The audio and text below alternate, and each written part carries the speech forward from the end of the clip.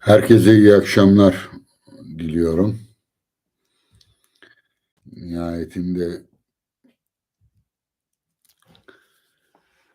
bu akşam biz bizeyiz. Konuklar, çok birbirinden değerli konuklar çağırdım. Tabii bazılarınız bunu bilmiyor. Ben ya da dikkat etmiyor tahmin ediyorum. Ben profesyonel bir yayıncı değilim. Burada genelde işte bu yayını başlatmaya yetecek kadar teknik bilgim var. Ve işte 3 yıl oldu zannediyorum. Artık ne zaman son veririz emin değilim. E, Bu sohbetleri birlikte yapıyoruz. E, Bazen günümde oluyorum, bazen olmuyorum. Siz de muhtemelen öyle. Konuk alma aslında Bloomberg'de yaparken denemiştim. Kendine özgü güçlükleri olan bir işlem. E, Ben tabii doğal olarak ne arzu ediyorum? Kendi konuşacağım konuları aynı sahada ya hatta mümkünse başka bir sahada yetkin olan e, ve ciddiyetini kanıtlamış arkadaşlarla karşılıklı konuşmak ve tartışmak. Anlaşmak zorunda değiliz. Bazen ihtilaf ederiz, bazen uyuşuruz filan ama saygı ve sevgi çerçevesinde herhangi bir konuyu karşılıklı ele almak. Çünkü malum e, bu yani sadece bizde değil her yerde böyledir muhtemelen. Bir kanala sizi bir gazeteci davet ediyor ya da bir e, gazeteden bir röportaj teklifi geliyor. Konuya vakıf olmayan, sizin uğraştığınız konularda pek ilgilenmemiş, genelde siyasi bir mesaj almaya ya da o konularda, güncel konularda e, yetkinleşmiş ciddi gazeteciler ama bu tür şeyleri, entelektüel ayrıntıları pek önemsemeyen, o konularda saygı duysa bile fazla nüfuz edemeyen gazeteciler veya televizyoncular davet ediyor. Tabii siz bu arka planları bilmezsiniz ama ben onlarca, yüzlerce kişiyle konuştum. İşte sorular arzu edildiği gibi bir şekilde olmuyor. Genelde halkın anlayabileceği şekilde, mümkünse gündemle, güncelle alakalı, hele bir de siyasi filan bir şeyler söylerseniz onlar için tadından yenmiyor. Siyasi bir kişilik olmadığınız için siyasi konularda söyleyeceğiniz şeyler, bir de ideolojik arka planı filan da gözetiyorlar. İşte benle ilgili yapıyorlardı. Eski İslamcı ya da İslamcı yazar dedi ki filan. İslamcı yazar hükümeti eleştirdi. Mesela onlar işte böyle bir iki cümle alsalar onlara mutlu oluyorlardı. Ben de yıllarca çok seçici davrandım ve işte yılda bir tane, bazen iki tane söyleşi verdim. Televizyonlarda da hemen hemen öyle yapıyordum. Tabii YouTube'la birlikte her şey değişti. Hepimizin pandemiden sonra hayatımız değişti ve e, kendi evimizde işte bir bilgisayarın başında bu konuşmaları yapabiliyoruz. Acaba başkalarıyla yapamaz mıyız? E, Konudan yani zaten ilgilendiğim konularda e, konuk çağırıyorum. Yani ben anlamadığım konularda birinden bir şey öğrenmek için onu davet etmiyorum. Birikimini, düzeyini bildiğim, e, işte bazı konularda benzer düşündüğüm, bazı konularda tamamen e, aykırı düşündüğüm, fakat nitelikli entelektüellerle yan yana gelirsek arada işte normal güncelle ilgili yetkin bile olsa bir gazetecinin ya da bir televizyon spikeri olmadan biz bize konuşabiliriz diye e, davet ediyordum. Fakat izleyicinin tepkileri çok farklı geldi. E, Bloomberg'de de bunu yapıyordum. Epey periskar davranmama rağmen anlam veremedim uzun bir zaman. Baktım konuklar da biraz öyle düşünüyor. Yani bazısı istiyor ki ben başlayayım, konuşayım, bitireyim diye düşünüyor. Bazısı tamamen geri çekiliyor. Soruların net hamili olup olmamasına göre. Burada e, böyle olmaz diye düşündüm. Yani davet ettiğim insanlar da zaten konuşma sıkıntısı çeken 40 yılda bir yer olsa da bir sesimi duyurabilsem diyen insanlar değil.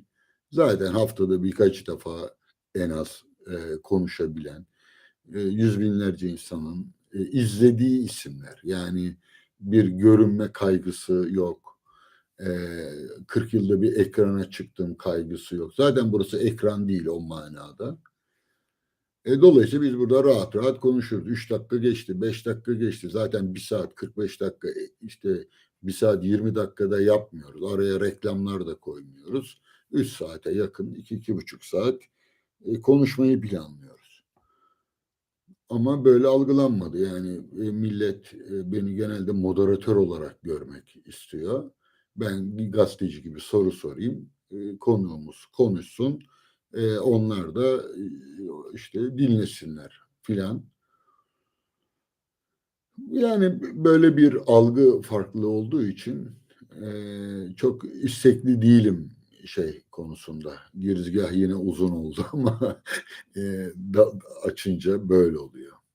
Şimdi tabii bunu e, laf olsun diye açmadım. Yani konuya buradan giriş yapmamın nedeni e, ben tabii her şeye rağmen ben de az konuşan bir adam değilim. Konuştum her hafta 3 saat konuşuyorum zaten. En az. E, Aslında bunu ayda bire, 3 ayda bire filan indirmek niyetim de var. Fazla böyle yüz göz olmak da doğru değilmiş gibi geliyor nedense. Fakat konuk çağırınca tabii ne kadar eşit koşullar filan hayal etseniz bile böyle rahat yani evdeymiş gibi biz bize konuşuyormuşuz gibi konuşmayı umut etseniz bile biraz tabii ev sahibi olarak kendinizi geri çekme ihtiyacı hissediyorsunuz. Yani doğal olarak. Bir de kendi görüşlerimi, itirazlarımı hafifletmeye ve konuğu kendisini daha iyi ifade edebileceği sorular yönetmeye çalışıyorum. Bunların bir kısmı aslında size hiç katılmıyorum. Bu doğru değil. Tahmin ediyorum şundan dolayı bu konuda yanıt vermek istemiyorsunuz. Ama bu söylediğiniz de doğru değil. Bunu desem bu da çok büyük bir nezaketsizlik olur. Ben ne yapıyorum? Ne yaptım yani bugüne kadar? İyi ama peki o zaman şu şöyle değil mi? Yani karşı bir görüşü zikrederek yani burası bu çok ikna edici değil. Başka bir yerden de yaklaşmayı dener misiniz? Demeye çalışıyorum kendimce. Doğal olan da bu kibarca ve bazen tabii izleyici itiraz böyle çatışma arzu ediyor herhalde. Bunu görmediği için uyuştuğumuzu düşünüyor.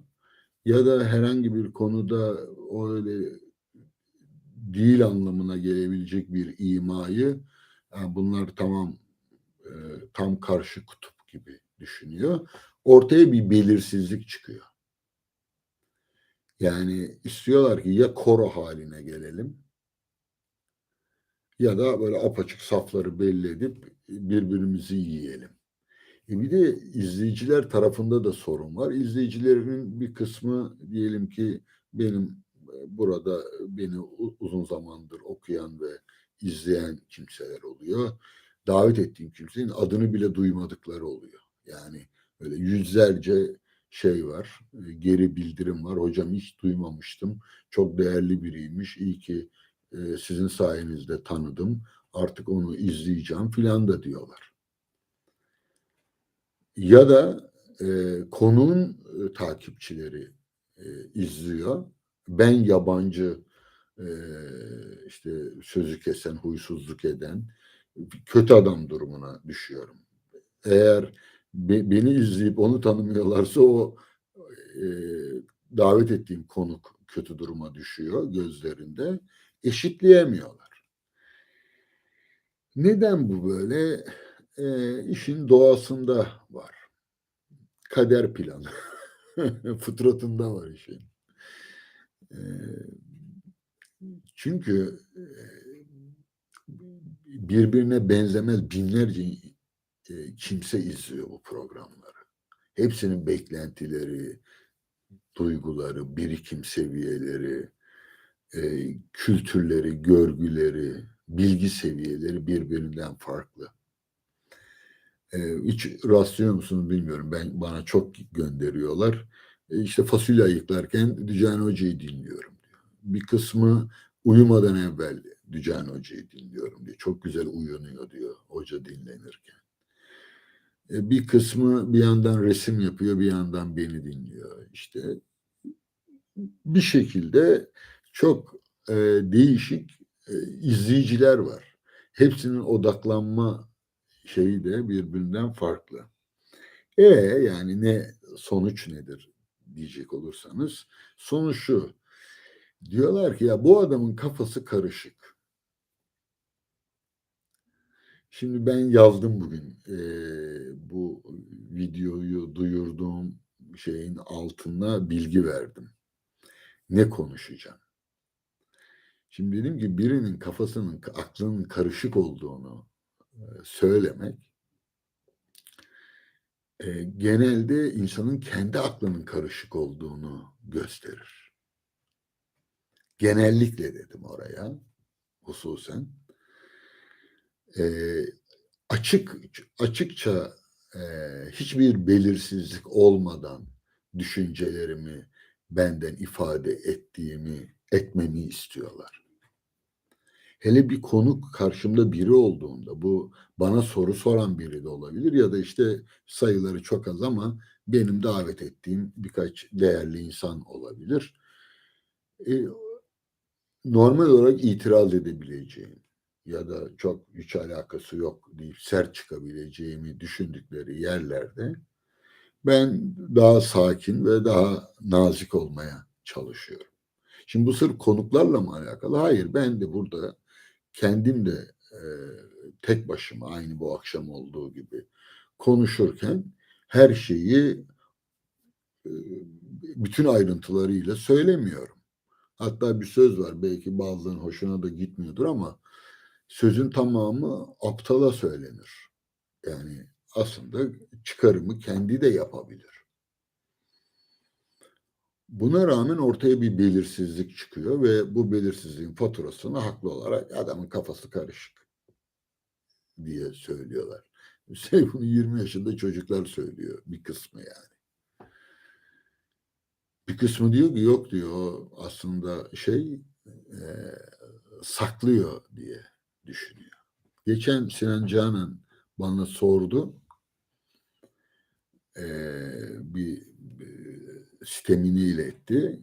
O vesileyle konuşurken ben dedim ki aptalların işini kolaylaştırmak istemem.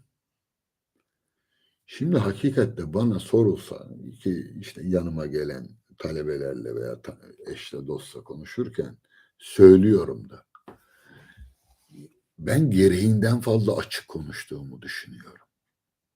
Yani daha ne kadar açık söylenebilir bazı şeyler bunu bilemiyorum. Ee, ama algı gerçektir diye bir tabir var. Hiç de öyle açıkmışım gibi görünmüyor. İnanıyor musun sen şimdi Tanrı'ya inanmıyor musun? Söyle. Şimdi mahalleni de terk ettin. Agnostik misin, deist misin, ateist misin ne filan diyorlar.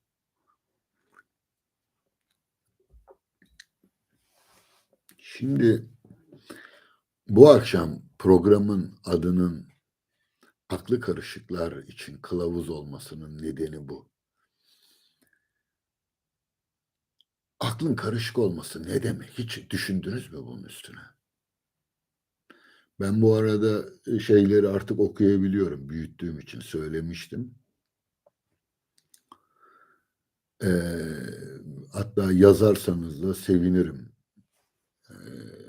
Şeyi söylediklerimin nedenli karşılık bulup bulmadığını kontrol etmek bakımından söylüyorum. Aklın karışık olması ne demek? Yani aklı karışık ne demek? Bak bir tanesi demiş, adeistsiniz. Mesela adeist, ben adeistim dedim mesela. Ateist değilim ama adeistim diye bir latife yaptım. Hiç kimse onun ne anlama geldiğini anlamadı. Anlamış görünmüyor en azından. Bir aklı karışıklık iyidir değil. Ölçüp biçememe. Nilgün Hanım öyle demiş. Dünya kaotik bir yer Mina Hanım ama bu retorik. Akıl karışık ne demek? Bakın durgun değil diyor mesela. Aynı şeyi söylüyor. Aklın durgun olmaması ne demek?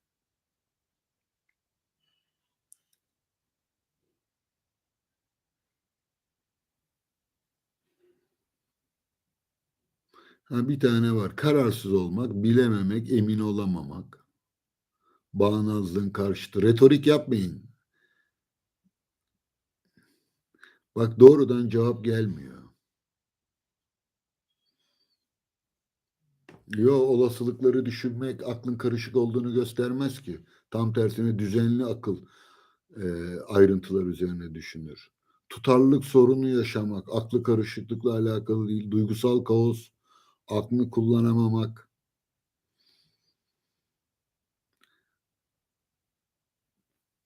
Aklı karışık üzerine söyleyebileceğiniz iki cümle yok mu arkadaşlar ya? Emin olamamak. Emin olamamak aklı karışık olmak demek değil ki. Peki bir soruyu değiştireyim. Bir konuda ben bilmiyorum diyen birinin aklı karışık mıdır? Tanrı var mıdır, yok mudur? Bilmiyorum. Bu adamın aklı karışık mıdır, değil midir?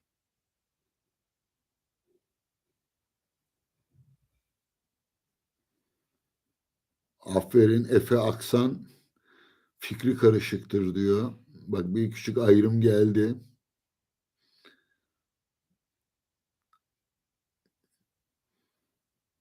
Filanın aklı karışıktır dediğinizde bir tek kelimeyle açıklasanız ya da bir iki kelimeyle aklı karışıktır derken karışma neye karışık? Düşünceler mi birbirine karışmış? Belirsizlik mi var?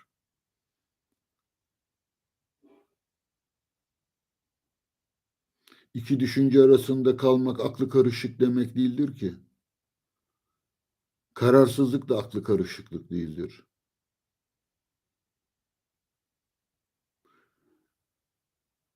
Şüphe aklı karışık olmak değil ya. Kuşkulanıyorum.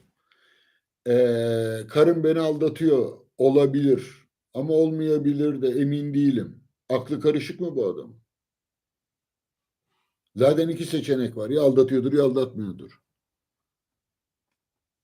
Şüphelenmek aklı karışık olmak demek mi? Doğruyu yanlışı ayırt edememek aklı karışıklık mı?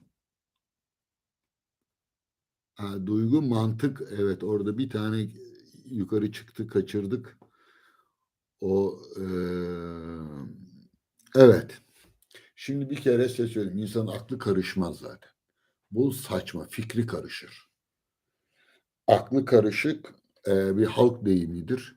Kullanıyoruz. E, ama e, esas itibariyle akıl karışmaz. İnsanın aklı karışık olmaz. Fikri karışık olur. akılla fikir arasında bir ayrım yapmak lazım. Şimdi mesela bir şey için hem vardır hem yoktur dediğinizde, yani Tanrı hem vardır hem yoktur derseniz, bu bir çelişkidir. Bir şey hakkında hem varlığını hem yokluğunu öne sürmek. Çünkü ya vardır ya yoktur.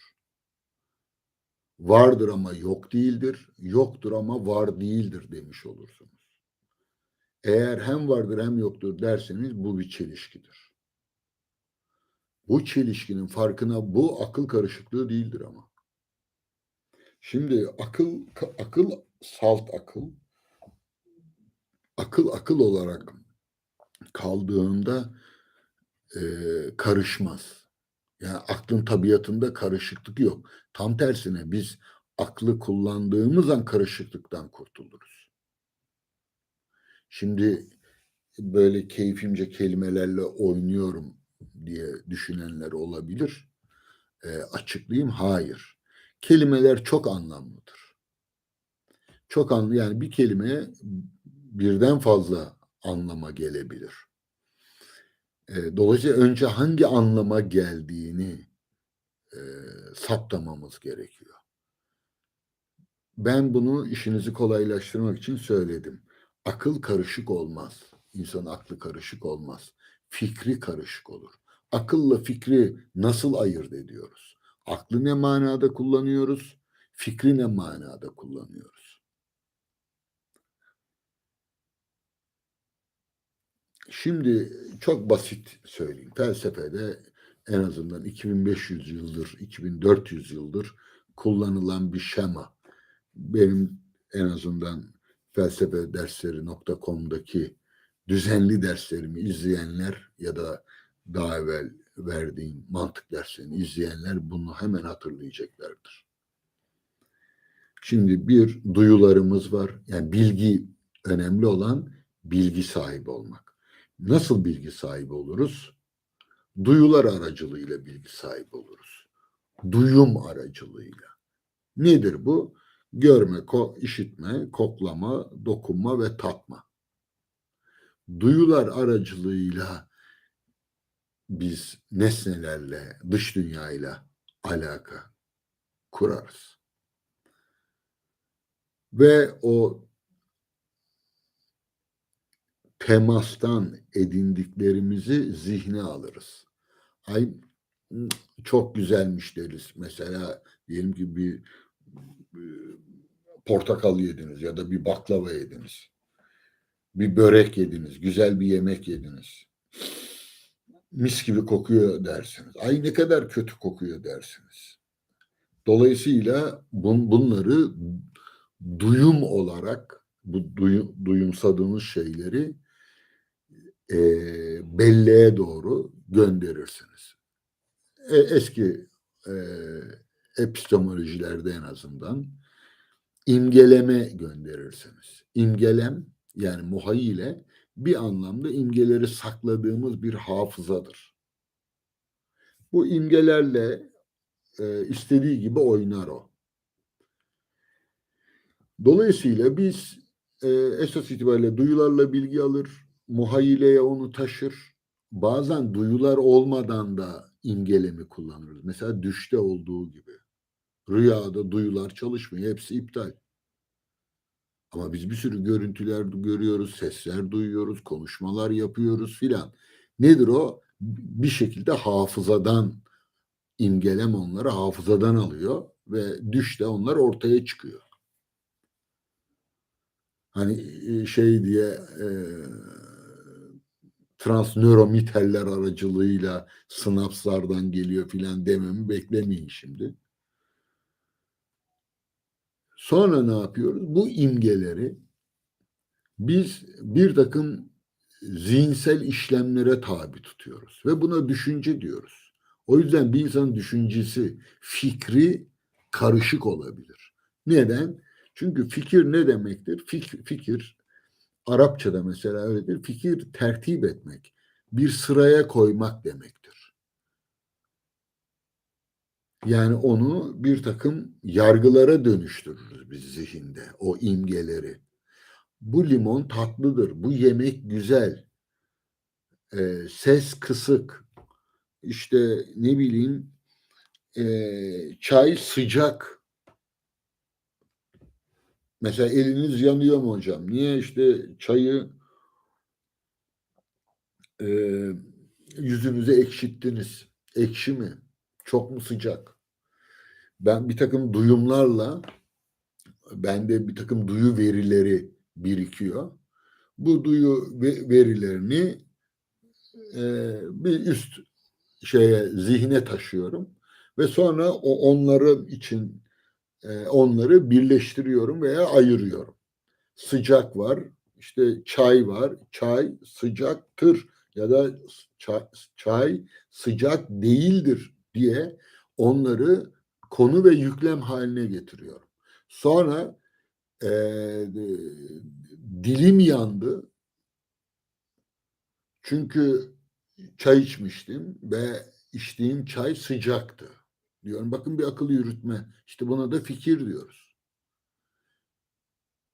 Yani fikir esas itibariyle duyumdan gelen, imgelemden geçen tasarımları e, bir biçimde işleme tabi tutmaktır. Bak burada karışıklık burada olur. Zaten hep burada oluyor. Fikir karışır. Niye? Çünkü kaç türlü siz bunları yan yana getirirsiniz. Ben size söyleyeyim.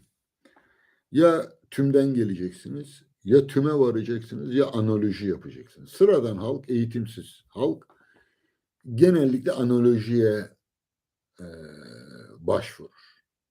Hocam sizin gibi böyle bütün bu konuşmacılar, felsefeciler çok boş konuşuyor. Bak deminden beri anlatıyorsun. Yok fikirmiş, yok imgelenmiş. Ne yani? Kendinizi ne zannediyorsunuz siz? Zaten bütün yazarlar böyle değil mi? Ya da bütün felsefeciler böyle değil mi? Ya genelleme yapma. İşlerinde iyileri de var. Şimdi bakın sıradan bir düşünce. Geçen şeyi izlediniz mi işte filan bakanı. Zaten bu siyasetçiler hırsız olur. Bunların hepsi yiyorlar. Bunlar rüşvet bataklığına batmış. Adam karısıyla kavga eder. Sevgilisiyle ayrılır. Bu kadınlar yok mu bu kadınlar? Bu erkekler yok mu erkekler? Çocuk bir şey yapar bir yeri kırar. Bu çocuklardan bıktım. Doktora gider bu doktorların hepsi sahtekar. Avukatlar zaten hırsız. Şimdi bakın bunlar hep fikir. Düşünme yani. Ne yapıyor? Bir takım gözlemleri var. İşte bir yazarı dinliyor, bir düşünürü dinliyor, bir doktora gidiyor. Ne bileyim eşiyle tartışıyor. İşte kızıyla, oğluyla bilmem ne yapıyor. Ve bunları bir şekilde yan yana getiriyor. Yan yana getirirken mesela diyor ki bütün çocuklar böyledir. Bütün kadınlar şöyledir. Bütün erkekler böyledir diyor. Bir genelleme yapıyor. Yani diyor ki filan felsefeciyi anlamadım. Zaten bütün felsefeciler anlaşılmazdır. Ama bunu böyle mi söylüyor? Hayır. Bunu bir klişe haline getiriyor. Bir ilk önerme, öncül haline getiriyor. Diyor ki zaten bu filozoflar karışık adamlardır. İşte filan kişiyi izledim. O da e, felsefecidir. O halde o da karışık adamdır. Şimdi tümden gibi gelim gibi görünüyor değil mi? Bu hayır tümden gelim değil ki tüme varım. Önce birini dinledi, onun biraz karışık olduğunu, belirsiz olduğunu düşündü. Sonra bunu genelledi ama böyle yapmamış gibi genelden geliyor. Ya da şey söyleyeyim mesela içki haramdır. Bu bardakta içki var veya bir sıvı var. Bu sıvı içkidir. O halde bu bardaktaki sıvı haramdır. Şimdi bak bu tümden gelim. Niye? İçki haramdır demek her içki haramdır demektir. Ya da domuz eti var. Diyor ki domuz eti haramdır. Yani her domuzun eti haramdır. Etini yemek haramdır tabii anlamında. Bu yemekte domuz eti var. O halde bu yemek haramdır. Bu nedir? Tümden gelim. Zorunlu ve doğru olması lazım.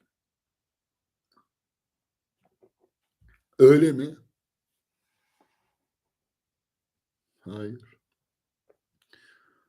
Bunlar evrensel önermeler değil ki başına her getirdiğinizde nereden alıyorsun sen bu önermenin, daha doğrusu bir akıl yürütmenin, fikir yürütmenin doğru bir biçimi vardır, bir sıralaması vardır. Tümden gelim, tüme varım, analoji derken tümden gelim, tümden tikele gidiyorsunuz, tümelden tikele. Büyük önermeden başlıyorsunuz. İşte öncülden, tüme varım yapıyorsunuz. Tikel bir durumdan bir genellemeye ulaşmaya çalışıyorsunuz. Ya da tikelden tikele, tikelden tikele gidiyorsunuz ki halk genelde tikelden tikele gider. Siyasetçiler de öyledir. Yani normal insanlar aslında benzetme yoluyla akıl yürütürler. Analoji yoluyla. Akıl yürütmenin en ilkel halidir. Yani zannediyorum 10 bin yıl evvel de böyle düşünüyorlardı. Birbirine benzeyenleri yan yana getiriyorsunuz. Buna da düşünme diyor. Buna aslında ne denir? Sillogismos Yunanca, kıyas denir. Aslı toplama yapmak demektir. Rasyo da öyledir. Rasyo da hesap yapmak, toplama çıkarma yapmak demektir. Düşünme esas itibariyle bir toplama çıkarma yapma işlemidir. Nedir yani? Benzerleri yan yana getirme, birleştirme ve ayırma. Şu anda karışıklık buradan gelir. Ama dedik ki bu zikrettiklerimiz düşünmenin biçimsel yanı. Yani tümden gelim, tüme varım, dedüksiyon, endüksiyon, analoji esas itibariyle biçimsel yanıdır düşünmenin. Bir de bunun içeriği var. Yani 2 kere 2 4'tür demekle 2 elma daha 4 eder demek arasında bir fark var. İki elmayı anlıyorum. Ama ikiyi anlayamıyorum elma gibi. Elma yattığında geriye ne kalır? İki iğne var. Nereden aldın onu? Dolayısıyla yaptığımız akıl yürütmelerin, fikir diyoruz ona, hatta tefekkür diyoruz. Bunların içeriğini nereden alıyorsunuz? Bak verdiğim örneklere dikkat edin. İşte bir yazarı dinledim, doktorla konuştum, eşimle bilmem ne yaptım, çocuğumla şöyle yaptım, bakkalla, çakkalla böyle yaptım. Doktora şunu dedim. Bunların hepsi tikel deneyimlerdir. Kişisel ve özneldir. Yaşadığınız herhangi bir olumsuz durum, işte doktor size fazla vizite çıkarttı ya da iyi muamele etmedi ya da sizi başından savdı filan ya da çok paranızı aldı. Ne diyorsunuz? Bütün doktorlar böyledir. Bakın tikel bir durum yaşıyorsunuz. Zop birdenbire bütün doktorlar dediniz. Hatta bazı aptallar da şey yapıyor. Genelleme yapma canım bütün doktorlar değil diyor. Namusu doktorlar da var. Hele ya, kazara orada bir doktor varsa. Ya çocuklar için deyince çocuklar sümüklü şey e, altlarına ediyorlar bilmem ne nedir bu çocuklar filan deyin. Orada bir anne olsun. Sizin canınızı okur. Çünkü o zavallı kadıncağız çocuk deyince sadece kendi çocuğunu anlar. Şey de öyle. İnsanların çoğu öyle. Şimdi içinizdeki meslekleri bilmiyorum. Ama desek ki askerler şöyle olur. Vay efendim filan. Hatta şeylerde var bu. Komedyenler filan söylüyor. Yanlışlıkla diyor ki işte bilmem ne Cem Yılmaz'ın öyle bir esprisi vardı. Bir şey söylemiş bilmem ne şey Kauzman bilmem ne muhtarlığından mı veya oradan bilmem ne derneğinden ya hocam bizi niye kötü duruma düşürdün filan demiş. Demişler filan. Hatta onu espriyle şey yapıyordu. Şimdi arkadaş ne deseniz herkes alıngan davranır. Halk başka türlü düşünmeyi bilmiyor ki. Yani siz bana deseniz ki yazarlar para gözlü olur. Felsefeciler ahlaksız olur. Sanatçılar şöyle olur. Ben doğru derim. Sen de sanatçısın, sen de yazarsın, sen de doktorsun. Olabilir ama yani senin ben ne demeye çalıştığını anlıyorum. Sen diyorsun ki yani genellikle e, felsefeciler bu şey konusunda insanları küçük görürler. Kendilerini çok zeki zannederler. Hepsi de diyemezsin ki zaten. Ya doktorlar şöyle kardeşim ya ama burnu kalkık adamlar. Ya askerler çok sert kardeşim ya. Bunlar da küçük dağları ben yarattım zannediyor. Siyasetçiler ya bunlar alayı hırsız ya. Bunlar genelleme. Ben siyasetçi olsam da bundan alınmam ki eğer bir şeyim yoksa, çiğ yememişsem. Çünkü bazıları diyor ki hocam genelleme yapıyorsun. Yani kendimi zor tutuyorum ya. Ya düşünmek demek genelleme yapmak demek zaten. Yani hocam genelleme yapıyorsun cümlesi bile bir genellemedir. Şimdi ben kendi terminolojimi kullansam ayıp olacak. Ben her sözümü genelleme diye sorsam yok hocam şimdi genelleme yaptım diyecek. O zaman niye hep genelleme yapıyor diyorsun? Hep genelleme yapıyorsun demek bütün sözlerin genelleme demektir. Bazen genelleme yapıyorsun dese o zaman cümleyi yeniden kurması gerekecek. Ama onun için de zeka denen şey lazım. Biraz eğitilmiş bir zeka lazım. Şimdi dolayısıyla aklı karışıklardan söylüyordu. Akıl karışık olmaz. Fikir karışık olur. Çünkü fikir zihnimizdeki tasarımları diyeyim ben. Siz öyle anlayın. Yani sadece imge dersem meselenin bir yönünü e, ifade etmiş olurum. Kant, Hegel filan Vorstellung der buna. Begriff değil yani, kavram değil. Tasarım. Halk tasarımlarla düşünür. Genelde bunların hepsi kişisel, öznel ve tikel tasarımlardır. Dediğim gibi çocuklar şöyle, kadınlar böyle, erkekler böyle deyince ya kocasını düşünür, ya çocuğunu düşünür, ya kendisini düşünür. Anneler şöyledir. Anne ben mesela bazen diyorum, benim öyle bir teorim var, fazla seslendirmiyorum. Kibarca sapık anneler diyorum onlara. Yani benim şaka yapma tarzım bu. Böyle çocuğuna aşırı düşkün anneler vardır. Yani şimdi aklıma gelen sözcükleri söylemeyeyim. Yanlış anlarlar. Ee, yani okunda boncuk aramak tabir edilir kibarcası. Böyle 20 yaşına gelse çorabını giydirir oğlunun. Yani öyle anneler. Ben bunlara sapık anneler diyorum. Ve her annede biraz böyle bir eğilim vardır. Adalet duygusu, düşünme ve hiçbir şey kalmaz. Yani hiçbir anneyi hatta babayı bile diyebiliriz büyük ölçüde. Evet haklısınız benim çocuğum burada hatalı. Evet biraz arsızlık yapmış. Böyle dememeliydi. Filan duyamazsınız yani. Bütün anne babalar yani ben hatırlıyorum benim babam da öyle demişti. Oğlum demişti sakın dayak yiyip beni size dayak atan adamın babasına gitmek zorunda bırakmayın. Siz dövün onun babası gelsin benle konuşmaya demişti. Çok hatırlıyorum. İki kızım çok küçüktü. Yani 5-6 yaşında, 7 yaşında filan. İşte ilkokula başlamışlar mıydı emin değilim. Bir aile dostumuz birinin küçük bir bebeği vardı. O bebek bizimkileri dövüyordu. Ben de eski eşimle oturduk çocuklara akıl verirken bulduk kendimizi. Bak bir daha yaparsa siz ona müsaade etmeyin. Çak bir tane falan derken böyle bir an baktık birbirimize ya.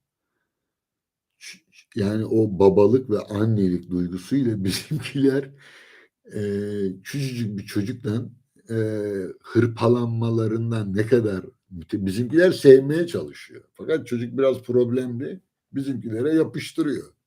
Biz de siz de ona siz de ona yapıştırın diyorduk. Tam dedik de diyemem. Haksızlık etmeyeyim. Ama böyle ruhen diyorduk. Ama tam bunu konuşma safhasında ya böyle olmaz dedik ya. Tamam kızım siz bildiğiniz gibi yapın dedik. Kapattık konuyu. Çocukları şartlandırmadık. Bizimkiler biraz böyle munis çocuklardı. Yani hep böyle şey idiler ve tabii bütün çocuklar öyle olmuyor. Belki biz anne baba olduğumuz için bize öyle geliyor. Ama tarafsız olamıyorsunuz.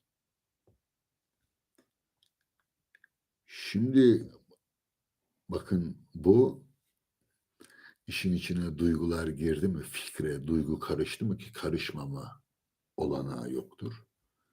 O zaman fikri karışık olursunuz. Bir fikir yani düşünme, tasarımlarınızı sıralama, onlardan sonuç çıkarma konusunda eğitimsiz bir zeka bu işlemi hakkını veremez. İlla hani mantık eğitimi göreceksiniz. Hayır, insanların çoğu mantık eğitimi görmeden de düzgün çıkarımlar yaparlar. Sadece yaptıkları çıkarımları denetleyemezler. Yani herkes Türkçe konuşur ama Türkçe hatası yaptığında ya da bir dil bilgisi hatasının üzerine konuşamaz, onu çözümleyemez. Eğer dil bilgisi eğitimi almamışsa. Yani burada zaman zarfı kullandın ama onu şöyle kullandın, böyle kullandın, bunu böyle kullanacaktın. İşte filan yüklem şöyle geldi mi özne de böyle gelir. Oraya zarfı kullandın ama bence sıfat kullanacaktın. Sıfat ne, zarf ne, yüklem ne, özne ne bunları bilmiyorsa ne kadar düzgün bir Türkçe konuşursa konuşsun hani Zeki Müren Türkçesi diyelim birinci sınıftı ama bir analiz yapmak gerekse bunun doğru veya yanlış olup olmadığına dair sadece söyleyeceği bu böyle söylenmez ya da bu böyle söylenir. Niye biz böyle gördük? Ama bir dil bilimciye, bir dilciye sorsanız o döktürür. Şeyden alır Uygurcadan size o kelimenin nerelerden geldiğini söyler. Sentaksta cümle yapılarında değişikliklerin tarihini anlatır filan falan. Ona öyle demezler. Peynir ekmek yemezler der.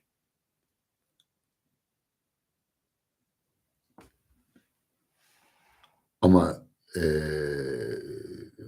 insanın ana dilini konuşması için nasıl eğitim almasına gerek yok. Sadece Türkçe yani ana dilinin konuşulduğu bir evde büyümesi yeterlidir.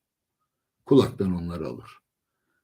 Ama eğitim görürse Türkçe konuşmakla kalmaz, Türkçe üzerine de konuşur. Düşünmek de öyledir. İlla eğitim almanız gerekmez. Düzgün düşünebilmek için. Ama düşünme üzerine düşünmeye kalkıştığınızda birdenbire kendi dünyanın en aptal insanı hissedersiniz. Yani nasıl ki bir tümceyi ögelerine ayırın ve sıralayın dediklerinde birçoğumuz ne yapacağımızı bilemez hale geliyorsak aynı şeyi yapalım. Tamam sakin olun. Düşünce silsileni durduralım ve onu ögelerine ayıp sayalım. Yani ögelerini ayıralım ve sıralayalım bakalım düzgün düşünüyor musun? Bunu yapabilir misiniz?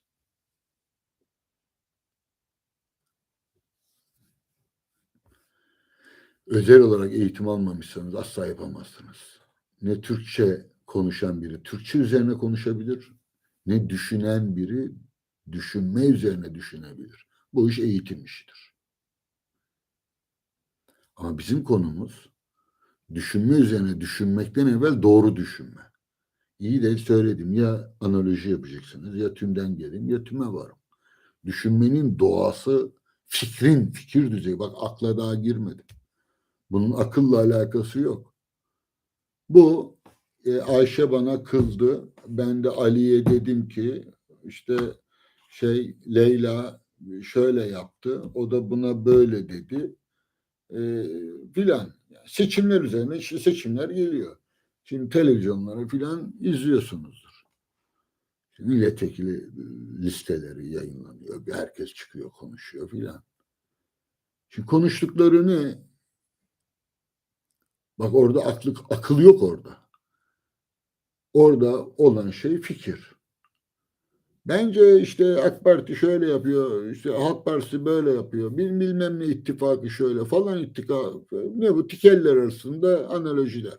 Geçen seçimlerde böyle yaptıklarına göre Adıyaman'dan koydukları birinci derece adaylarının adlarına önce bir bakalım. Sonra Diyarbakır'daki adaylarla bunu karşılaştırdığımızda görüyoruz ki aynı kişi amcasının oğlunu aynı zamanda Trabzon'dan da aday koymuş. Oysa ANAP döneminde şöyle yapılıyor. Bak, ne bunlar? Bunlar hepsi analoji. Oysa Mustafa Kemal Atatürk döneminde şöyle oldu. İşte Abdülhamit böyle yaptı. Menderes zamanında seçimlerden evvel işte sandıklarda şu oldu. Ne bunlar? Burada akılın zerresi yok. Yani insan kullandığı terimleri tanımlar. Bakın, sözcükleri demiyorum. Sözcükler tanımlanmaz. Terimler tanımlanır. Sözcükler nedir? Gündelik dilde kullanılan anlamda aklı karışıktır, fikri karışıktır. Ama onun üzerine artık sistematik düşünmeye başlıyorsan artık o sözcük sokakta kullanıldığı anlamıyla kullanılmaz. Onu özel laboratuvar ortamına alıyorsun demektir. Akıl deyince Kant şöyle anlıyor, Aristo böyle anlıyor, İbn Sina şöyle anlıyor dersiniz. Bak, artık ona biz ıstılah diyoruz, terim diyoruz, sözcük demiyoruz. Kelime değil, ıstılah, sözcük değil, terim. Özel bir, aynı argo gibi. Mıntık. Eskiden mıntık denirdi. Mıntık nerede? Silah demek, tabanca demektir mıntık. Benim gençliğimde öyleydi yani, şimdi bilmiyorum. Pistol denirdi mesela. Altı patlar filan, böyle şeyler vardı tüfekler için.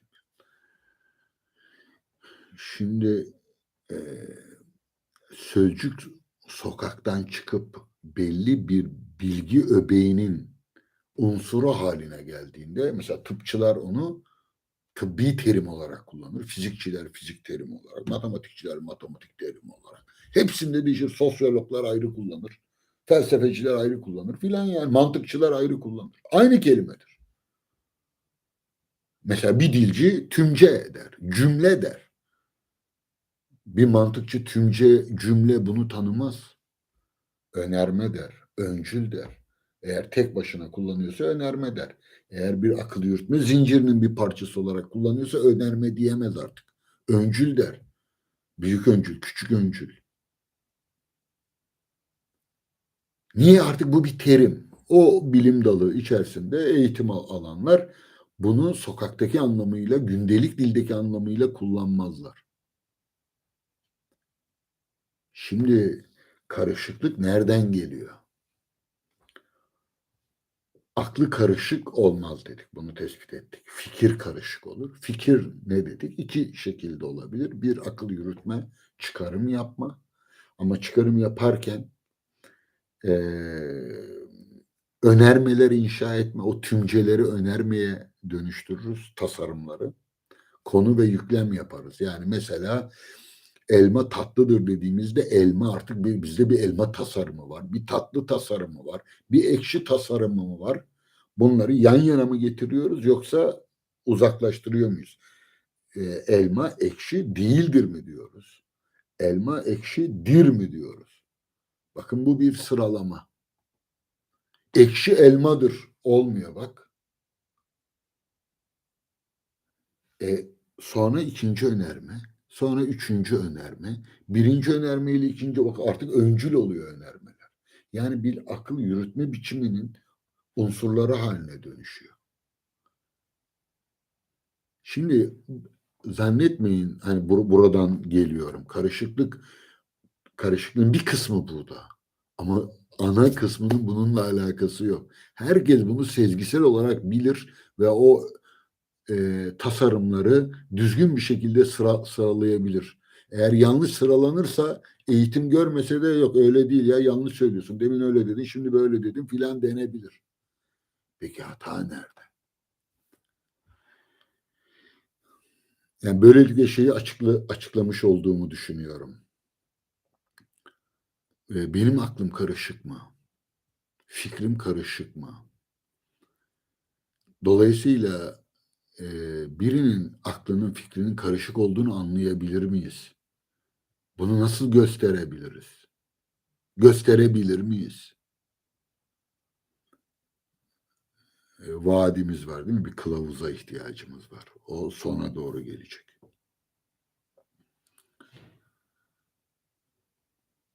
Asıl problem şu. Bu öncüllerin içeriği, bakın elma tatlıdır, limon ekşidir filan değil mi? Örnekleri verirken böyle veriyoruz. Bütün elmalar tatlıdır diyebilir miyiz?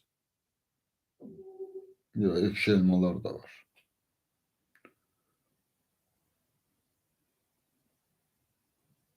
Bütün limonlar sarıdır diyebilir miyiz? Hayır, sarı limonlar var. Yeşilleri de var. Peki bütün parçadan büyüktür demekle limon ekşidir ya da tatlıdır, ekşi değildir. Ee, Önermesi arasında ne fark var? Bakın biçim olarak akıl yürütme biçimini hiç değiştirmesek bile birdenbire farklı bir şey söylüyoruz. Bütün parçadan büyüktür. Elma tatlıdır. İkisi de bir önerme. Ama bütün ne, parça ne, büyük ne? Bakın başka bir önerme bu. Elma, tatlı, limon, ekşi. Bu başka. Şimdi karışıklık nereden geliyor? Tikel deneyimlerimizi ve gözlemlerimizi akıl yürütmelerine malzeme olarak seçtiğimiz için buradan kesinliği elde edemeyiz. Kesin sonuçlara varamayız. Daima belirsiz, birbiriyle çelişkili sonuçlara varabiliriz. Genelde de böyle olur. Ama fikri karışıklık sırf buradan gelmez. Size e, hatta bir kelime değil, iki kelime hatırlatayım. Biri vesvese ya da buna isterseniz kuruntu diyebilirsiniz. Vesvese yapmak. Mesela bir kelamcı, Gazali buna şey diyordu. Şeytan demektir bu. Yani zihni şeytanı için vehim, kuruntu, vesvese bunu şeytan olarak adlandırmakta hiç zorluk çekmez. O yüzden Tanrı akıl Tanrı ile özdeşleştirilir. Vehim, kuruntu şeytanla. Aklı karışıkların karışıklığının nedeni şeytandır dindar bilince göre. Ama bunu biraz daha bilimsel ifade edecek olsalar ki Gazali mantık eğitimi gördüğü için vesvese dedi. Yani din buna şeytan der, mantıkçılar buna vehim der, vesvese der, felsefeciler. Aynı şey. Dolayısıyla karışıklık aslında vesveseden gelir. Vesvese ne? İşte kullandığımız malzemenin, yani akıl yürütmelerimizin içeriğini deneyimlerden toplamamız veya kulaktan duyma şeylerle akıl yürütmemiz. Şimdi diyelim ki burada aranızda birçok dindar insan var, biliyorum. Bir kısmının dini bağları çok güçlü, bir kısmı zayıf, bir kısmı ortada, bir kısmı koptu kopacak filan. Değişik düzeylerde birçok farklı kimse var. Bunların bir kısmı yazıyorlar, oradan biliyorum. En azından videoların altına yazılanlara baktığımda görüyorum. Bir kısmı diyor ki bunlar dinsiz diyor filan. Bir kısmı bilmem ne diyor. Bir kısmı bunların kafası karışık diyor. Ya da bunlar çok sinsi. Gerçeği söylemiyor. Tam bir söylese, yani bir dinsizliğini ilan etse filan diyor. Ya da bir kısmı ona da yapmıyor. Hele bir de eşcinsellik filan gibi böyle biraz hassas konularda konuşunca vay filan. Şimdi hiç tereddüt etmeden saydırıyor. Eğer yani edep sınırlarını ihlal etmediyse, öyle değil, böyle değil filan falan deyip kendi görüşlerini açıklasa ya da katılmadığını söylese rahatsız olmuyorum. Ya onlara da dokunmuyorum zaten. Ama hakaret etmeye başlıyor. Suçlamaya başlıyor. Yani suçlama eleştiri değildir.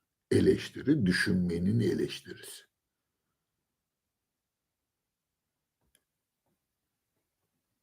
Hakaret nerede ortaya çıkar? Ya da eleştiri ne zaman eleştiri olmaktan çıkar?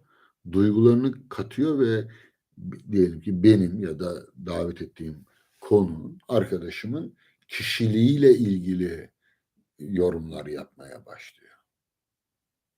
Yani mesela yanılıyorsun, bu çok yanlış bir şey. Netflix'te zaten bu konuda eşcinselliği yayıyor filan. Uluslararası bu konuda lobiler var. Karanlık güçler var. Desin. Ne yapalım yani? Bu da bir fikir. Yanlış, doğru ama bir düşünce yani desin. Ama şöyle derse, siz o karanlık lobilerin adamısınız. Söyleyin bakalım kaç para alıyorsunuz? Mesela. Şimdi bu ne eleştiri ne bilmem ne. Yani bir de söv ki bazıları da onu yapıyor. Şimdi onun kendi gerçekleri var. Karşı tarafı dinleme yeteneği yok. Kendini gözden geçirme yeteneği yok. Bir de bunlar klavye kabadayısı tabii, öyle bir şey de var. Yani nasıl bir nickname kullanmış filan. Oradan sallıyor. Ee, herhangi bir adıyla, sanıyla, herhangi bir haysiyet, bir kişilik lazım değil mi? Çıkarsınız dersiniz ki ben böyle düşünüyorum. Bakın anlatıyorum işte ben size. Ben bir zavallı Adem'im yani. Ama düşüncelerimi açıyorum. İtiraz ederseniz savunurum. Sizinkileri eleştiririm filan falan yani. Bu öyle değil. Bu taş atan çocuk bunlar. Trolleri kastetmiyorum. Onlar daha çok Twitter'da filan var. YouTube'a, Instagram'a daha az geliyorlar. Instagram'da sayıları çok az. Yani zannediyorum Instagram görsel olduğu için böyle bir şey olabilir. Daha açık kimlik filan da gerektirdiği için tahmin ediyorum. Emin değilim. Ama böyle bir şeyim var. Daha nitelikli olan bir görünüyor. Twitter zaten şeyin elinde, yani büyük şirketlerin ve devletin elinde. İstediklerini gündem yapıyorlar, indiriyorlar, çıkarıyorlar. Şeyde bakıyorum, doğal değil yani. Botoksu mu diyelim artık. Ya da hormonlu, affedersin, botoksu diyorum. Hormonlu. Twitter çok organik bir şey değil. YouTube bile öyle. YouTube'da daha az var. Buranın da çatlağı az değil ama daha az Twitter'la. Niye? Twitter'da hiçbir emek yok. Kim şey yaparsa yapsın, karşınızda kim olursa olsun tık tık tık iki cümle sallıyorsunuz. Twitter'da adam gelecek de benim gibi böyle yavaş konuşan, ne dediğinin yarısını anlayacak, yarısını anlamayacak filan. Zaten yorumlardan da anlıyorum. 10 dakikaya izlemiş ya izlememiş ya da izlemiş ama anlamamış. Ama ben senin ne demeye çalıştığını biliyorum. Mesela neye rahatsız oluyor? Videoyu izlemedim ama bu başlık yanlış. Ne demek devletin imanı arttıkça aklı azalır? Sen iman hakkında kötü bir kere bu cümle yanlış. Ne demek devletin imanı arttıkça aklı azalır? Sen önce kendi aklına bak kardeşim filan diye böyle e, yürümeler oluyor filan. Şimdi bunları tabii ayırt ediyoruz. Karışıklık, zihinsel, tabii zihnin çalışırken zihne temel aldığınız, koyduğunuz malzeme. Yani nasıl söyleyeyim aklıma gelmiyor şu anda ama kıyma makinesi geldi nedense. Yani ben çocukken böyle çok böyle açar gözlerimi onları seyretmekten çok hoşlanırdım kasaplarda. Ee, Yani kasap olmayı bile hayal etmişimdir. Yani pek etmet kesemem ama kıyma makinesini çok da güzel kullanırlardı eski kasaplar. Eti böyle koyuyor yukarıdan bir şeyle bastırıyor. İşte oradan böyle çıkardı kıyma. Eliyle şöyle keser. Hemen hemen de tutturur. İşte az olursa şöyle atar filan. Sarar kıymayı verirdi kasaplarda. Zihin o kıyma makinesi gibi. Daha sevimli bir şey bulabilirsin. Şu anda e, pek aklıma gelmedi nedense. Daha güzel bir örnek bulabilirim. Ama şeyimde anlatmak istediğimde bir eksiklik oluşmuyor. Belki çok estetik bir örnek olmadı ama bizim zihnimiz o kıyma makinesi gibi. Ha, kıyma makinesine işte çelik, demir, memir atmayacaksın. Onun mekanizmasını bozarsın, kırılır, içeride kalır filan. Ama oradan ne attığın önemli. Yani eti koyuyorsun, buradan kıyma olarak çıkıyor. Şimdi ben şunu söylüyorum. Hepimizde iyi ya da kötü fark eden bazısı çok iyi yapılmış, iyi çelikten yapılmıştır. Birinin elektrik mekanizması çok güçlüdür. Bir kısmına az elektrik geliyordur. Çok geldi mi patlıyordur filan. Ya da bir kısmının mekanizması, malzemesi bozuktur. Yani onları o tür farklılıklar olabilir. Ama neticede hepimizde aynı makine var. Zihin makinesi. Karışıklık nereden geliyor? Karışıklık bunun içine koyduğunuz malzemeden geliyor. Yani ne eti koyarsanız tavuk koyun, tavuğu kıyma yapar. Koyun koyarsanız, keçi koyarsanız, ne koyarsanız. Şimdi karışıklığın önemli bir kısmı kişisel, öznel hikayelerin bu makineye boca edilmesi. Ne onlar mesela? İnançlar. Çocukluğumuzdan beri edindiğimiz anneden, babadan, okuldan, çevreden duyduğumuz binlerce değer, fikir, inanç, masal, öykü filan ne derseniz deyin. Buna aydınlanmada Prejüj diyorlardı, ön yargı. Bu ön yargılarla düşünüyorsunuz. Ve buraya duygusal yatırımlar yapıyorsunuz. Onlar böyle saf değil. Saf düşünce de değil, saf fikir de değil. Yani bir öykü içerisinde şimdi evrim mesela. Evrimi savunuyorsunuz ya da evrime karşı çıkıyorsunuz. Önemli değil yani. Evrim nihayetinde bir yorum. Dersin iyi çalışırsan, işte biraz antropoloji, biraz biyoloji, hangi bilimler gerekiyorsa tarihiyle birlikte çalışırsın. Katılırsın, katılamazsın. İyi savunursun, savunamazsın. İyi saldırırsın, saldıramazsın. Neyse bunlar işin teferruatı. Ama neticede bu düşünce. Diyelim ki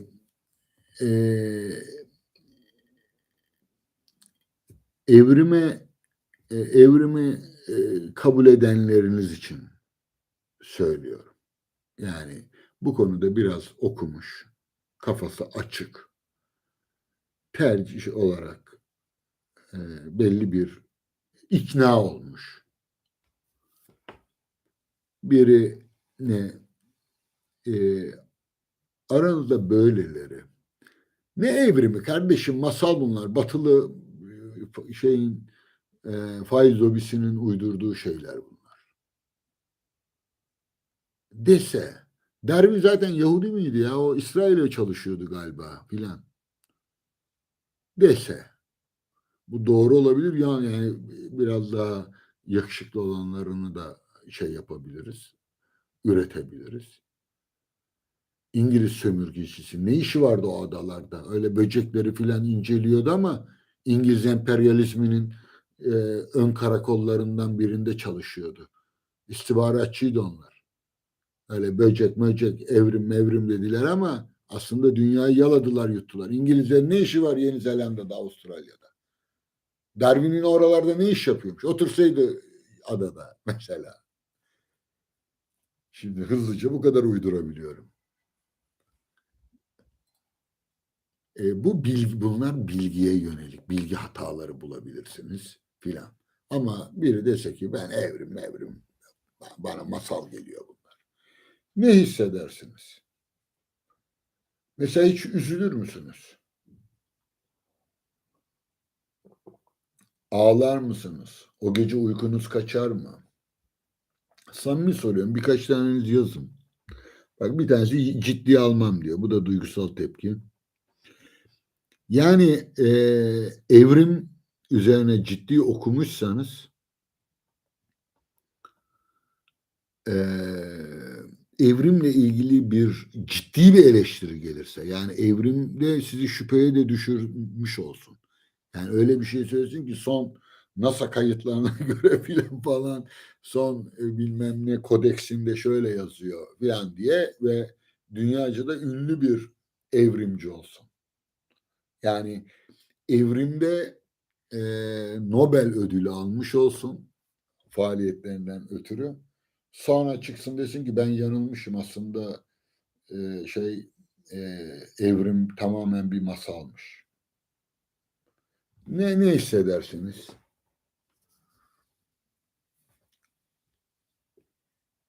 Şaşa kalırsınız, hayret edersiniz falan. Yani ne olmuş yani? Yanlış olsa ne olur, doğru olsa ne olur?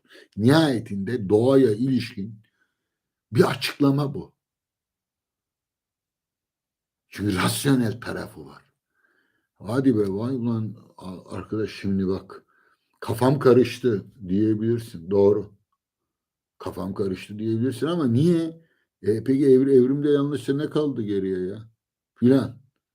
Fakat şimdi e, sizin yerinize bu sefer bir dindar bilinç koyalım.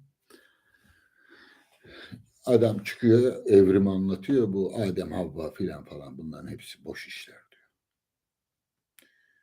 Ve biraz da ikna ediyor sizi. Yani gayet ciddi anlatıyor. Adamda Arapça var, İbranice var, hepsi de var. Yani bütün kaynakları da biliyor. Herkes de diyor ki bu işi iyi bilir yani ciddi bir adamdır diyor. Ve adam diyor ki Adem Ega kıssasının kaynağı işte Gılgamış Destanı'nın çivi yazılarında bulunan tabletlere göre Asurca'da bilmem neden falan filan geldi. O Adem, Odem demektir. Odem bilmem ne demektir filan dedi ve yeni kayıtlar, yeni belgeler de çıkarttı. Ama son tahlilde dedi ki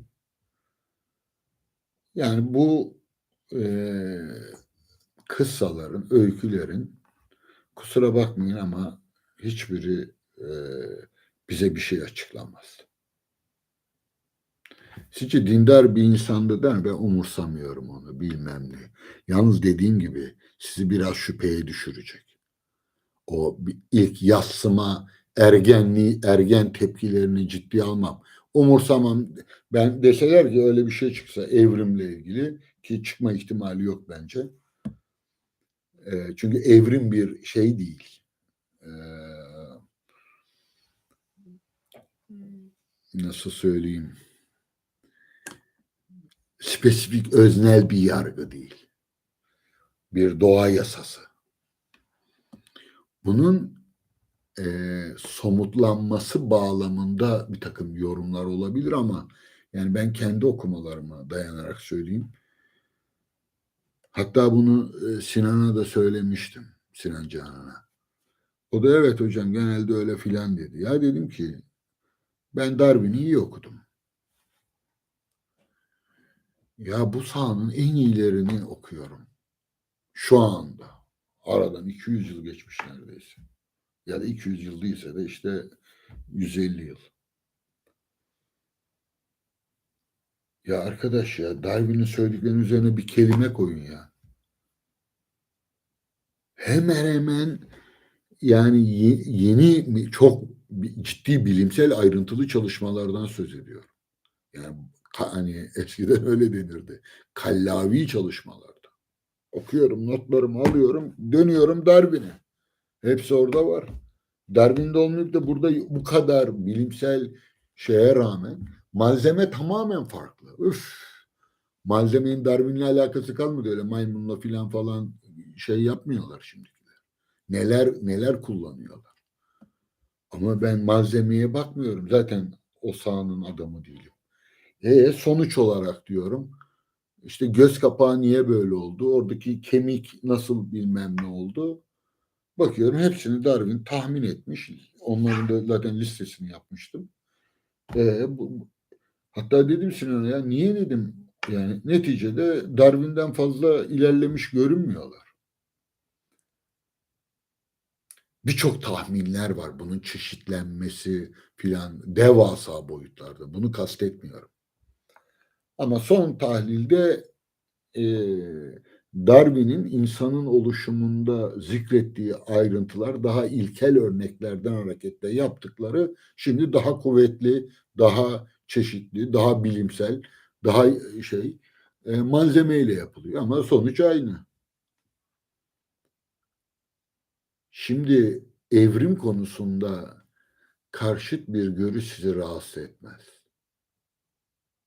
Bunalıma düşmezsiniz, ağlamazsınız, üzülmezsiniz. Bir düşünce o sırada farklı görüşler gelir. Onlar üzerine tekrar ha öyle değilmiş, tam öyle değilmiş. Bak bir de böylesi varmış filan dersiniz. Ama Kur'an kıssaları ya da Tevrat kıssaları ya doğru değilmiş galiba son çalışmalara göre dendiğinde o gece uyuyamazsınız. Nefes almanız bile değişir. Arada ne fark var? Biri düşünce, biri duygu. Duygu ve düşünce diyelim. İçinde %5 düşünce varsa bile %95 o duygu, gelenek ve iskambil kağıdı gibi bir tarafı yıkılırsa arkası gelecek. Şimdi aklı karışıklar dediğim aklı karışıklık, fikri karışıklık nereden gelir? Zihnimizdeki kanılarımızın nereden topladığımıza bağlı olarak bu karışıklıklar gelir. Yoksa bu bunu yapıyor mu yapmıyor mu? Şüpheye düştüm. Bu zihni karışıklık değil ki. Ya bu böyle diyormuş ama öyle değilmiş galiba. Bu zihni karışıklığı, bu bilgi eksikliği var. Bilgi arttıkça, yorumlama kapasitesi arttıkça bazı şeyleri net görürsünüz. Hatta 2 kere 2'nin 4 ettiğini ezberlersiniz, öğrenirsiniz. Sonra pazara gittiğinizde 2 elmada 4 elma ettiğinde sadece zaten biliyor olduğunuzu deneyimlemiş olursunuz dış dünyada. Yani çok basit anlatıyorum ama kusura bakmayın. Ama işin içine duygular, alışkanlıklar gelirse o kanıları nereden oluşturuyoruz? Ve bir süre sonra yaşam biçiminizi, geleceğinizi, ilişkilerinizi o kanılara göre belirlemişseniz.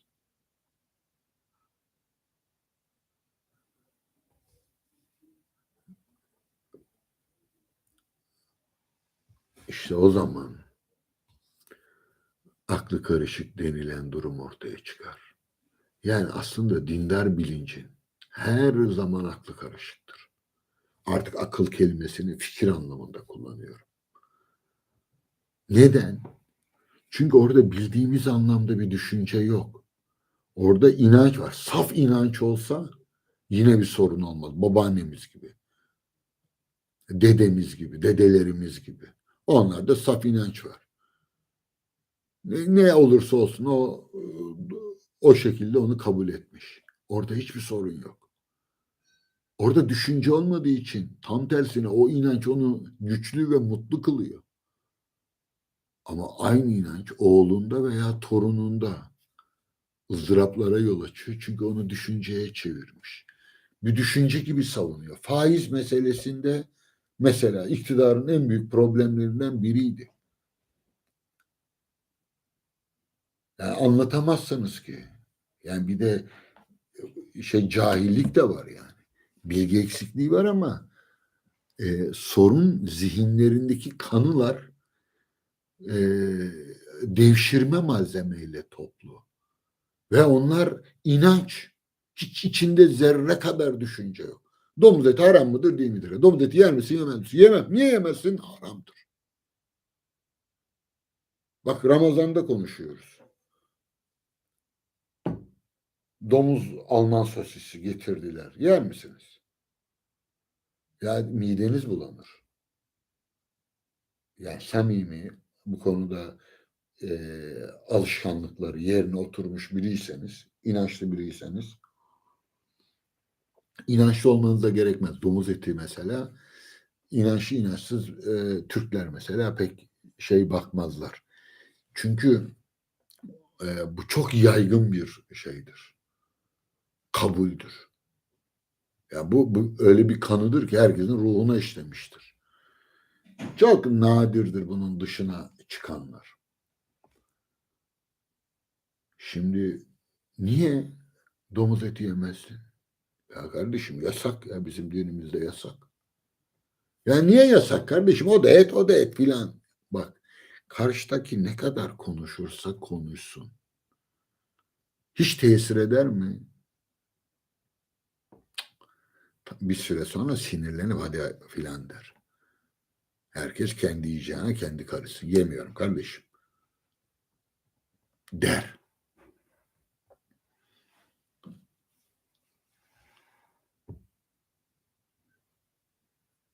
Domuz eti çünkü onun için bir inanç.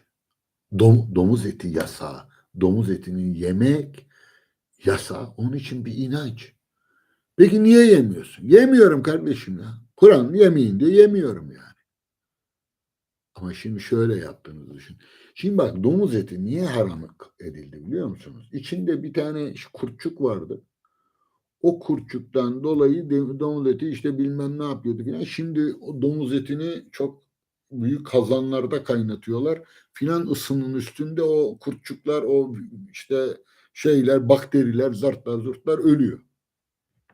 Şimdi bu tür eskiden böyle sızıntı mızıntı türünden dergiler vardı. Hep bunları pompalarlardı. Yani dinimiz, inançlarımız bilime ne kadar uygun. Ya 1960'tan sonra mahvettiler bu ülkenin halkını ya. Çok sistematik bir propagandaydı bu. Hristiyan dergilerinden, o nurcuların çıkarttığı dergiler vardı. Onlardaki resimlere filan bakın. Yani bizde adam gibi akademi yok ki, gitsinler o dergileri incelesinler. Köprü. Şimdi tam hatırlamıyorum geçmiş zaman. Bir sıkıntı derdik. Sızıntı dergisi filan. Böyle bilimsel arı peteğinde Allah yazdı modunda, böyle işte şey, hatta o zaman konuşulurdu. Bunları şeylerden alıyorlar diye. Bu bilimle Kur'an'ı, yani düşünceyle inancı birleştiriyorlar. Bunun bir şarlatanlık olduğu ortaya çıktığında bu adam bitmiştir. Zaten bunu yaptığında düşünceye inanç, inanca düşünce kattığı için baştan artık o karışıklığa düçar olmuştur. Dindar bilinç sadece inandığında karışık değildir. Ne istediğini biliyordur. Ezan okundu, namazımı kılacağım, iftarımı açacağım, sahurumu yapacağım, sabah namazına kalkacağım, zekatımı, fıtremi vereceğim filan falan. Hiçbir sorun yaşamaz. Vay, ben almam kardeşim. Yani ben mesela gençken öyle derdim. Vallahi bankaların önünden bile geçmek istemiyorum derdim. Yani ilmim yetmediği için değil, diyordum ki ben bankadaki işlemlerle Kur'an'da filan bahsedilen faizin, ribanın hiçbir alakası olmadığını biliyorum. Kur'an'da bahsedilen şey tefecilik. Yani Yahudi tefeciliği. Venedik taciri. Orada böyle bir ekonomik hikmet filan da aramıyordum. Yani zekat, paranızı, maddi gücünüzü işte kasabanın, köyün diğer yoksul kesimleriyle paylaşın demek. Faiz de onları ekonomik olarak sömürmeyin demek. Çok kaba, standart bir kabile ahlakı. Yani paylaşma ve istismar etmeme. Tefeciliğin olduğu yerde zulüm var demektir. 2 kere 2 4, yani tefecilik zulümdür yani. Yani aklı başında hiç kimse bunu reddedemez. Tefecilik salt bir ekonomik faaliyet değildir. Dünyanın en pis işlerinden bir tanesidir. Rasyonel bir devlette tefecilik falan olmaz. Faiz başka bir şey. Kredi başka bir şey. Ben birçok arkadaşım o zaman ev sahibi yapmıştım. Ya kredi alamıyor ya. Şimdi koca profesör oldu falan filan. Hatırlar mı bilmiyorum ama eğer bu programı izliyorsa hatırlayacaktır. Çalıştığı yer kredi veriyor. Bedava ev sahibi olacak ve çok değerli. Yani o orada 6 ay sonra ben vazgeçiyorum deyip hakkını satsa kendine bir daire alabiliyor filan. Şimdi hatırlamıyorum ayrıntıları. Sallamayayım ben de ama fakat faiz olur mu olmaz mı? Bir yandan olmaz herhalde diyor, bir yandan ama şüphe var diyor filan. Ben ikna etmiştim olmadığına dair. Yani koskoca iktidar da bu durumda. Biz gencecik çocuklardık o zaman. Yani işte biraz okuyan eden çocuklardık ama yani neticede biraz emek vererek anlaşılabilir bir şey.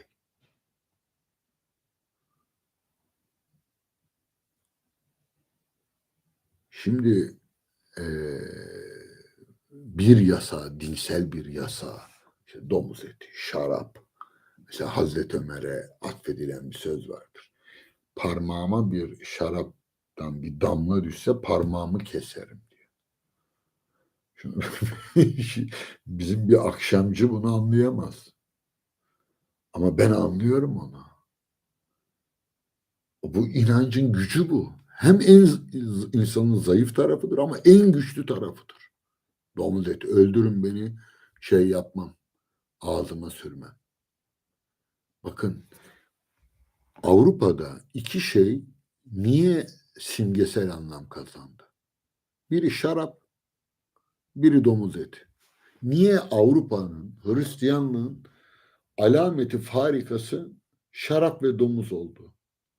Biliyor musunuz bu tamamen politiktir. Engizisyon'dan dolayı. Engizisyon'dan evvel öyle Hristiyanların şarapla, domuzla filan bir şeyi yok. Yahudiler zaten bunlara yüz vermez. Sebebi Moriskolarla alakalı. İspanya'da tabii Müslümanlar yenildi, Araplar yenildi orada. Ve İspanya oradaki Müslümanlara ve Yahudilere Hristiyan olmaya zorladı hayatta kalmaları için. Büyük katliamlar yaşandı. Kaçanlar kaçtı filan.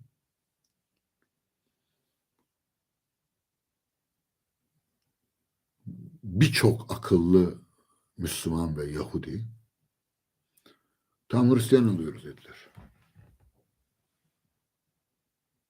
Ya kolay değil bir ülkeyi terk etmek ya. Ya sadece maddi zenginlikleriniz falan olması gerekmez. Ya havasına, suyun her şeyine alışmışsınız ya. Nasıl gideceksiniz ya? Şimdi İspanya'yı biraz gezenler bilir yani. Cennet gibi de bir yer. Tamam diyorlar Hristiyan olduk.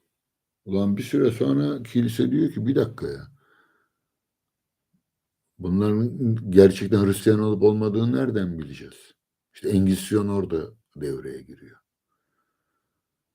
Bir sürü işkenceler bilmem neler falan filan birden şeyi fark ediyorlar. Yahudilerin de Müslümanların da en zayıf tarafı şarap ve domuz konusu. Domuza gelince Hristiyanın filan falan kiliseye gidiyor. Hristiyanlar gibi giyiniyor. İncil elinden düşürmüyor filan. Ama abi domuza gelince yemiyor domuz. Ha, öyle mi diyorlar abi? Şeyi sahte Hristiyanları Engizisyon e, domuz yemek ve şarap içmek zorunda bırakıyor. Bundan sonra domuzla şarap Batı mutfağının ayrıcalıkları, Hristiyani unsurları haline gelmiştir. Yoksa öyle bir yaygın bir tarafı yok. Sadece Yahudilerin ve Müslümanların şarap ve özellikle tabii şarapta daha çok şarapta götürüyorlar da ama domuzda domuzda asla yapamıyorlar.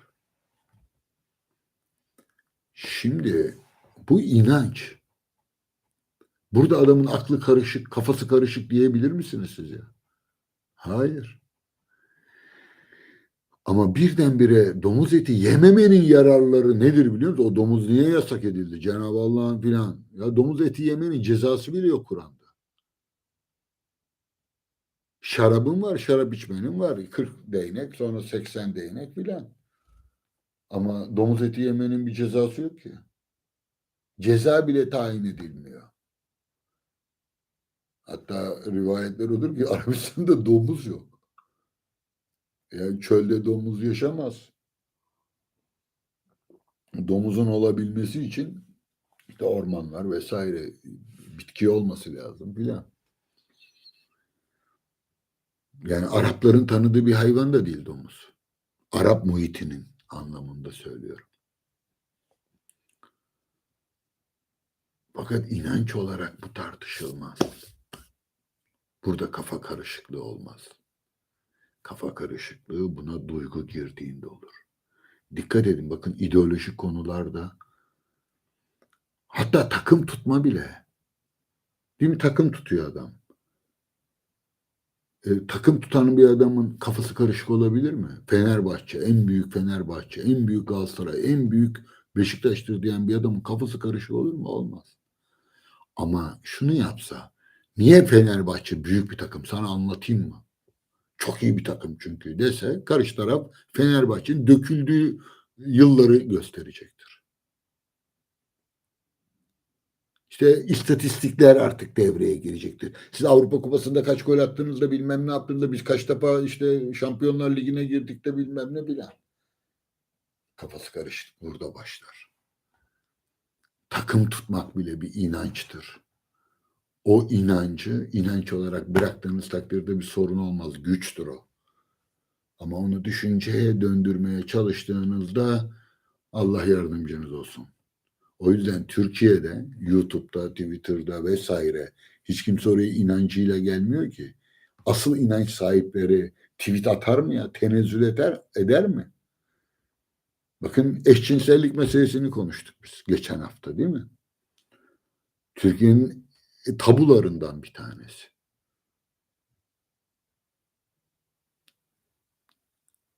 Düşüncenin konusu. Ne oldu? Kıyamet filan koptu mu? Kopmadı. Niye? Çünkü inanan insanlar için bu konuda hiçbir düşünce olmadığından, yani onun için o kadar açıktır ki konu, onu düşünmeye değer görmüyordur ve inancıyla Lut kavmi şöyle yaptı, böyle yaptı diyordur filan. Tamam, paketli orada yani. Orada bir sorun yok. Normali de bu. Ama bir tanesi arkadaş bunu konuşalım sosyolojik açıdan, insani açıdan filan dedi mi? Şimdi ne yapacak? En fazla ya EİS oluyor. Bunlarda EİS var filan falan. İşte Netflix bunu zaten uluslararası lobiler bilmem ne yapıyor. Gel biraz daha düşünsün zaten bir süre sonra belki onun da düşünceleri karışmaya başlar. Bir yandan inançları var. Bir yandan olguya yakın bütün doğa bilimleriyle uğraşan dindar bilincin de şeyi bu olmuştur. İnançlarıyla gidiyor. İnançlarını doğaya doğrulatmak istiyor. Doğaya biraz gidince inançlar erimeye başlıyor. Yani dindarlığın en büyük düşmanı düşünmedir. Düşünmeyle birleştiği an bir inancı koruyamazsınız. Şiddete başvurmak zorundasınız. İnancın öfkeye dönüştüğü yer budur. İnanç başka bir inançla çatışabilir. Hristiyanlarla Müslümanlar, Yahudilerle Hristiyanlar filan olabilir. İnanç, inancı düşman görür. İkisi de dogmatiktir. İkisi de tek hakikat bendedir diyordur. Ve doğrusu da bu. Böyledir. Hiçbir din bir başkasını kendi cennetine sokmaz. Hiçbir mezhep sokmaz. Siz zannediyor musunuz Suudi Arabistan'a göre, Selefiliğe göre Şiiler, işte ne bileyim bizim gibi Selefi olmayan Sünniler cennete filan gidecek? Asla. Bizimkilere göre giderler mi? Sahabe mezarlarını yıkan Selefiler, Allah göktedir diyen Selefiler. Şiiler gider mi? Hayır. Şiilere göre Sünniler, Selefiler cennete gider mi? Asla. Ya Hristiyanlara göre gider mi? Asla. İnanç total, mutlak bir dogmadır. Dolayısıyla ona ya vardır ya yoktur. Ya dışındasındır ya içindesindir. Buraya kadar bir sorun yok. Bu taşıdığınız inançlara bağlı. Yani dogma miktarınıza bağlı. Bazıları böyle yani dogmayla şey yapıyor. Hayatını idame ettiriyor. Nereden anlıyorum? Başkalarıyla temas etme yeteneğinin düşük olması lazım. Kendisine benzemeyenlerle oturup kalkma yeteneğinin düşük olması lazım. O yüzden ben hep yıllardır söylerim. Felsefe daima kozmopolit ortamlarda ortaya çıkmıştır. Atina gibi, Bağdat gibi, Amsterdam gibi. Niye? Çok basit. Her kafadan bir ses çıkması lazım. Ve birbirine benzemeyenler oturup tartışabilmesi lazım. Konuştukça tolerans artar. İnanç zayıflar. Tartışmanın en güçlü tarafıdır bu. Ya karşı tarafı yenmek adına değil. Çünkü düşünme bir grup adına düşünme değildir ki. Düşünme hep kendi adına düşünmedir. Yani kendinize o zaman insan hissedersiniz. Yani benim düşüncemi çürüttün. Ne olmuş? Tamam yıkarım yeniden yaparım yani. Mesela birçok kişiyi zıvanadan çıkartan bir sözüm var benim. Benim tartışılmayacak hiçbir hakikatim yok. Ben hakikat olduğuna inanıyorum. Tartışırım. Yıkılamaz olduğuna inanıyorum. Ama yıkılabilir yani tartışılamaz değildir. Dogmam yok. Her konuyu yeniden düşünmeye hazırım. Ve 40 yıldır bunu yaptım. Çok yıkılmaz zannettiğim şeyler elimde un ufak oldu. Yani bir konuda sabit olmak en büyük idealimdi. Ve yıllarca bu ideale bağlı kaldım. Öyle dönme şey filan bilmem. İnandım mı sonuna kadar inanıyorum. Ben sonuna kadar inandım. Son geldi artık yani ya ahlaksızca bir yol seçecektim kendime. Ha inanıyormuş gibi kafamda yanlış bildiğim şeyler yanlış değilmiş gibi davranmam gerekecekti. Bunu yapmadım.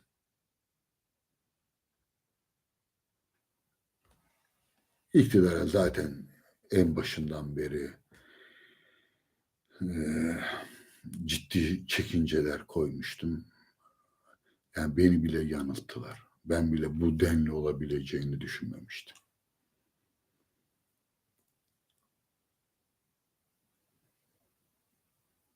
Ya neyse. Bakın aklım karışmaya başlıyor. Niye? Çok duygusal sınırlar.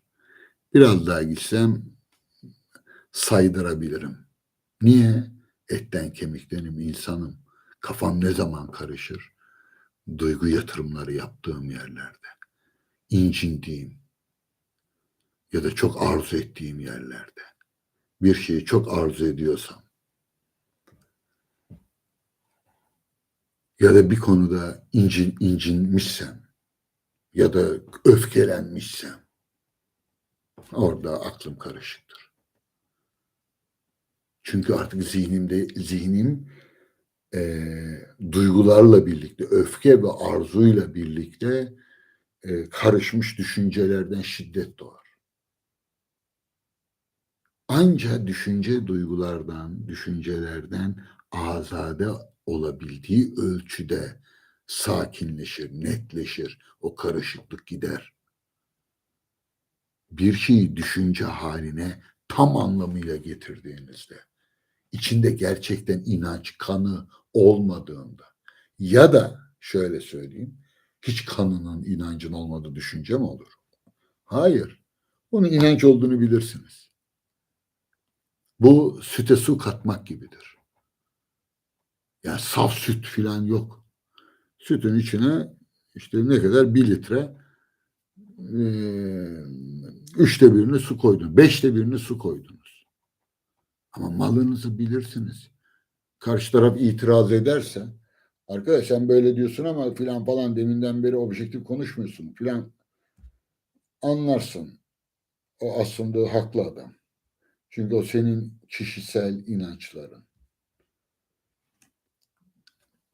Biz Sevan Bey'le konuşurken hatırlarsanız ben örnekleri e, Sevan Bey 60'tan itibaren veriyordu. 1960'tan sonra ben dedim ki bir dakika dedim. Asfalta gitme tabiri 50'nin tabiri. Bütün bu işlerin başlatan adam Menderes'tir yani. Menderes hükümeti falan. Dedi ki benim babam o zaman müteahhitti. O işlerde yapmıştı. O yüzden ben 60'tan başlatıyorum diye latife yaptı. Düşünce adamda böyle bir şeydir. Biliyor yani. O da 50'den olduğunu biliyor. Ama 60 diyor. Ben itiraz ettim. Benimki bilgi. Ben onu bilmiyorum yani. Tarihi biliyorum sadece. Dedim ki 1950. Evet dedi. Hemen analizini de yaptı. Yani kendini eleştirebiliyor. Geri çekilebiliyor. Israr etse yani akıllı bir adam edemez ki. Ya 60'dan sonra ne oldu? 50 bu işlerin bütün Türkiye'nin felaketi 50'de başladı. Tek parti dönemi gitti, demokrasi geldi güya. 50 yani. Dolayısıyla ben de bilirim. İnançlarımın içinde, düşüncelerimin içinde inançlarım olmaz mı? Duygularım, arzularım olmaz mı? Abartmaz mıyım? Kızarken yerin dibine sokmaz mıyım? Biri itiraz etse, evet ben biraz orada şeyim derim. Anlarım yani. Yani İslamcılar üzerine konuşacağım. Ben diyorum ki zorla da kaşınıyor millet. Ben eski mahallesini böyle tekmeleyen bir adam olmadım. Bunu doğru bulmadım. Yani o mahallenin bir halt olduğundan değil. Ama yıllarca içinde geçirdiğim bir yer. Ee, Ben böyle bir adam değilim. Eleştiririm, canına bile okurum. Ama e, nezaket göstermek zorundayım. Kendime saygımdan dolayı. Yıllarca taşıdığım inançlar birçoğunu kenara koydum. Şimdi onların üzerine çıkıp tepinsem doğru olur mu? Yıllarca inandığım ve hatta kendime adadığım şeylere hala inanan, hala kendilerine adayan benim gibi bir milyonlarca, milyarlarca insan var.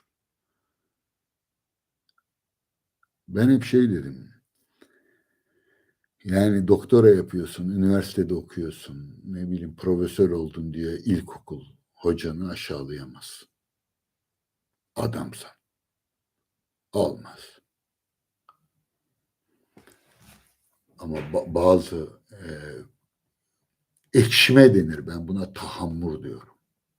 Yani hayatta en korktuğum şeydi. Herhangi bir konuda ekşimek, tahammür etme.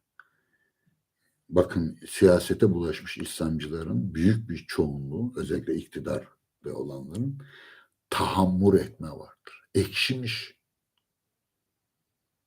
Yani siz anlıyorsunuz, isim vermeme gerek yok. Depremde yeterince konuştum zaten. Tahammür etme, ekşime, sirkeleşme. Bu bir insanın korkması gereken şeydir ve güçlü duyguları olan, bağlanma, adanma yeteneği güçlü olan adamlarda bu adanma bir şekilde boşa çıkarsa burada büyük bir travma meydana gelir ve tam tersi istikametine o acıyı atlatabilmek için bu sefer canavar kesilir. Öteki eski şeylerine, inançlarına ya da eski neyse konu. Bu çok yanlış bir şey.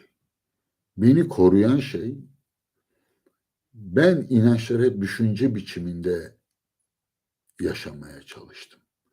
Yani benim için yıkılan inançlarım olmadı. Düşüncelerim yıkıldı. Ben çünkü inancın doğruluğu olmaz. Yani doğru inanç filan ona o inancın sahibi söyler. Hak din der mesela. Gerçek din bizim dinimiz. Gerçek inanç bizim din. Git bir Katolikle konuş, git bir Protestanla konuş, bir Ortodoksla konuş, bir Yahudiyle konuş, bir Müslümanla konuş. Hangi tekkeye, hangi tarikata, hangi cemaate, hangi gruba gidersen git. Tek seçenektir. İkinci seçenek yok. Yani %99 doğru diyemez biri. %100 doğrudur bir inanç. Bütün inançlar %100 doğrudur. Dolayısıyla bunların düşünceye bir alakası olmamak icap eder. Sağlıklıdır o zaman. Belli bir kesim adanmış olarak yaşayabilir. Şimdi %100 inandığınız bir şey %1 yıkılsa, %1'i hasar görse. O yüzden Darwin yıkılsa hiçbir şey olmaz. İnanç değil ki. Zaten bir sürü tartışma var o konuda. Akıl çalışıyor yani. Okuyorsun, ediyorsun, düşünüyorsun, tartışıyorsun filan. Din öyle bir şey değil ki. Yani din deyince Kur'an'da Bakara 214. ayette şöyle diyor işte Yunus suresi 14 16. ayette böyle diyor. Değil ki. O Kur'ancılar falan var ya ayetler okuyorlar. Hadislerde Buhari'de şöyle geçiyor. Yani bunların hepsi bir anlamda tırnak içinde Zevzeklik. Sadece bunların kaynaklarını falan bilmeye gerek yok. İhtiyar bir köylü kadının düşünün. İhtiyar sakallı, ikiye bükülmüş bir dede namaza gidiyor. Onu bir düşünün. Ya da iğne vurulması lazım hasta ama yine oruç tutuyor. Bu inanç budur. %100'dür. %1 bile olmaz. İnançla kuşku yan yana gelmez. %1 kuşku bir şeyin içine, suyun ya da sıvının içine arsenik atılmış gibidir. %1 arseniktir. Öldürür. O süt olmaktan çıkar. Kesilir. İnanç %100'dür.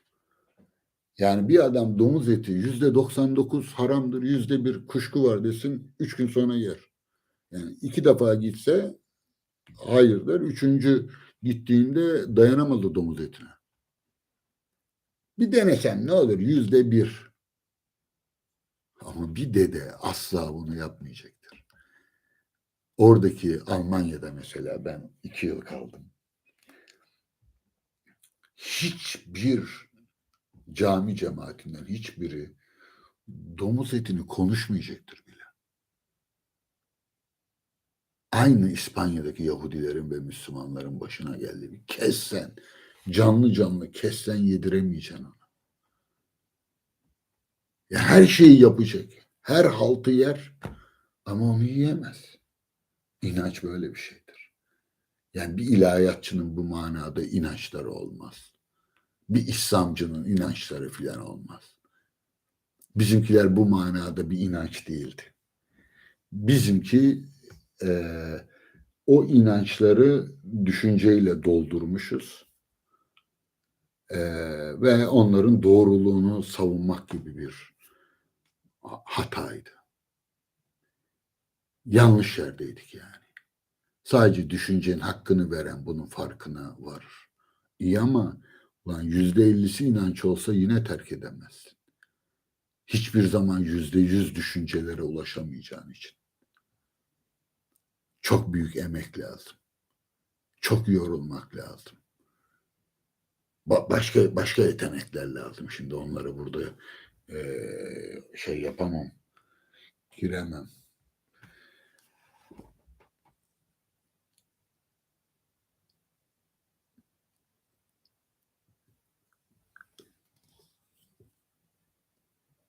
Aklı karışıklık daima fikirlerde olur.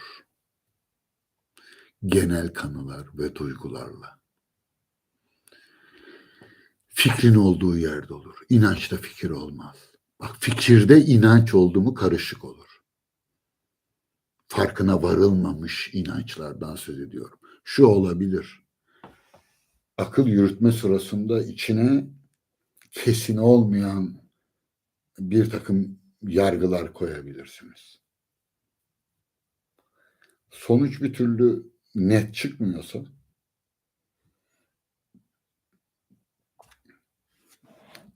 bunu anlarsınız sorunun nereden kaynaklandığını.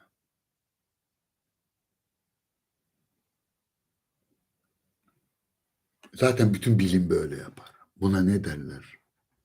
Çok güzel bir tabir kullanılır. En sevdiğim tabirlerdendir. Hipotez, varsayım. Bilimde hep varsayarsınız. Çünkü doğru çıkması önemli değil. O doğruluğun miktarı önemlidir. Bunu koysak ne olur? Onu eklersiniz filan. Onun orada olmayacağını bile bile bir yapayım bakayım ne olacak? İşlem nasıl neticelenecek dersiniz. Varsayımlarda bulunursunuz. Hipotezler öne sürersiniz. Matematik çalışanlar bunu bilir. Özellikle geometri.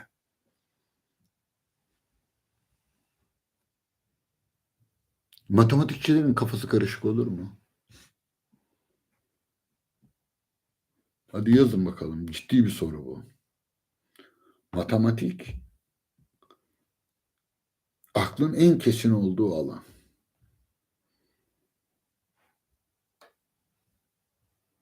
Matematikçilerin ve bütün problemleri çözmüyorlar ki. Matematik demek zaten problem demektir. Çözüm demek değildir ki.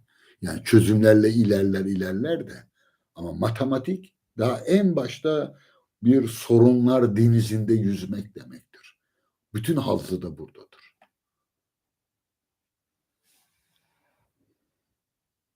Olmaz Elif, doğru söylemiyorsun. Bir matematikçinin kafası karışık olmaz. Olmaz. Olmaz. Siz bir matematiksel sorun karşısında karar verememeyi karışıklık olarak anlıyorsunuz. Bak şimdi Elif demiş ki ben matematikçiyim. Var mı başka? Burak Akkaya, o da ben matematikçiyim diyor. Başka var mı matematikçi? Yani ben matematikçiyim lafı önemli.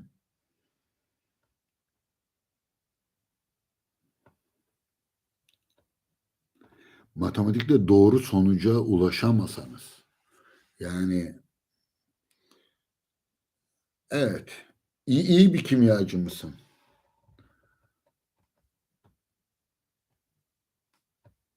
Ekonomist için de evet, matematikçi tamam. Bir matematikçinin kafası karışık olmaz. Ama şöyle, ben böyle lise matematiğinden filan söz etmiyorum. Ya da fen bilimlerinde iyi not alan çocuklardan söz. Ben matematiksel kafası olan, yani hakikaten o soyutlanmış dünyanın içinde yaşayacak denli. Yani ekonomistim diyor ya, yani ömrü datalarla geçecek. Şimdi benim kayınbirader data mühendisi. Ya bu geçen eve geldi. Şeyi e, bu GBT miydi? Yapay zeka. Heyecanla filan falan onları tanıttı. Bir ara ben gitmem lazım filan demeye başladı. Ablası nereye gidiyorsun ya, dur daha yapacak işler filan. O an gözlerinde biraz kendimi gördüm. Açıkladı da zaten. Yani tekrar gidip o yapay zeka ile çalışacak. Nasıl heyecanlı. Sabahlara kadar onun içinde yaşıyor. Tabii çok zeki bir çocuk. Ama o hazzı biliyorum yani. Ben çok kez, yani bir an evvel evde kitaplar var ya da yeni bir yerden bir kitap almışım. Yani ne yediğimi yemek istiyorum. Hiçbir şey istemeyen. Bir an evvel gidip şu kitabı okuyayım. Gençken çok dua ederdim. Uykum gelmesin diye. Ne yazık ki Tanrı kabul etti. 40 yıl geçti, hala gelmedi. Anca sabahları yatabiliyorum. Şimdi adanmış bir zeka, bir matematikçi. Evet, çek.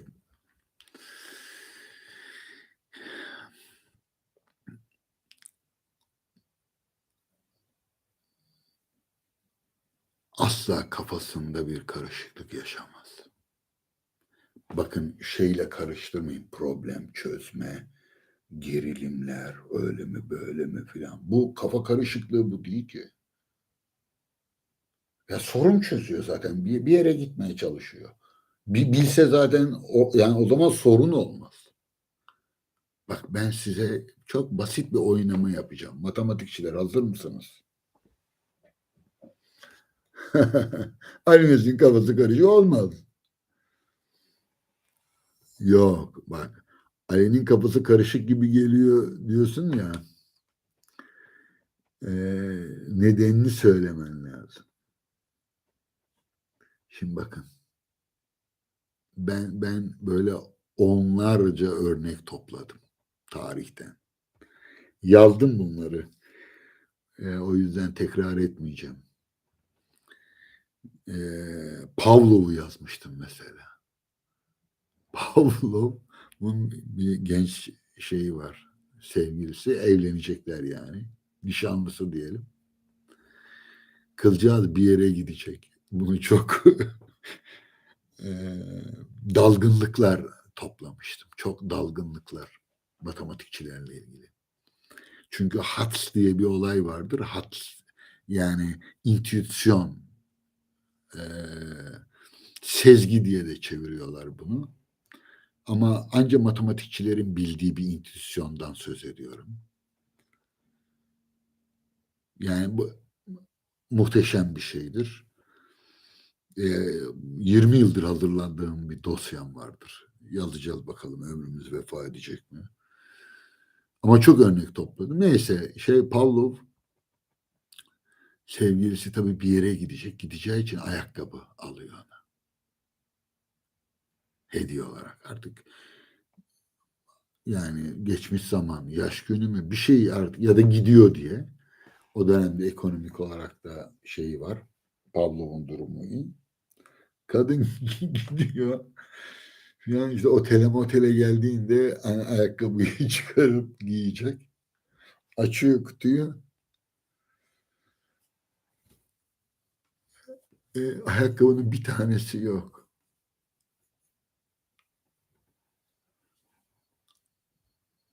Anlayamıyor. Ya döndüğünde öğreniyor ya oraya bir kağıt bırakıyor Pavlov galiba mektup yazıyor. Hayatım diyor seni hatırlamak için diyor ayakkabının tekini masamın üstüne koydum diyor. Ona baktıkça diyor senin varlığını hatırlıyorum filan. Ben buna çok gülmüştüm. Şimdi böyle yüzlerce örnek anlatabilirim. Mesela Emrullah Efendi ansiklopedist en sevdiğim örneklerden bir tanesidir. Sultanahmet'te evine gidiyor. Yukarı doğru yapıyor, çıkıyor. Karşıdan da işte yine bir ilahiyatçı falan dönemin hocalarından biriyle karşılaşıyor. Sohbet ediyorlar ve bir konuda tartışmaya başlıyorlar. Şimdi bizim Emrullah Efendi böyle Sultanahmet yokuşunu tırmanıyor. Böyle gidiyor. O ikisi de böyle geliyor. Konuşurken bunlar böyle dönmeye başlıyorlar. Filan. Sonra Emrullah Efendi yukarı geliyor tabii. Farkında değil ama. Hadi Mirim görüşürüz filan diye bir tanesi geldiği yere bir tanesi de geldiği yere geri yürümeye başlıyor. Farkında değiller.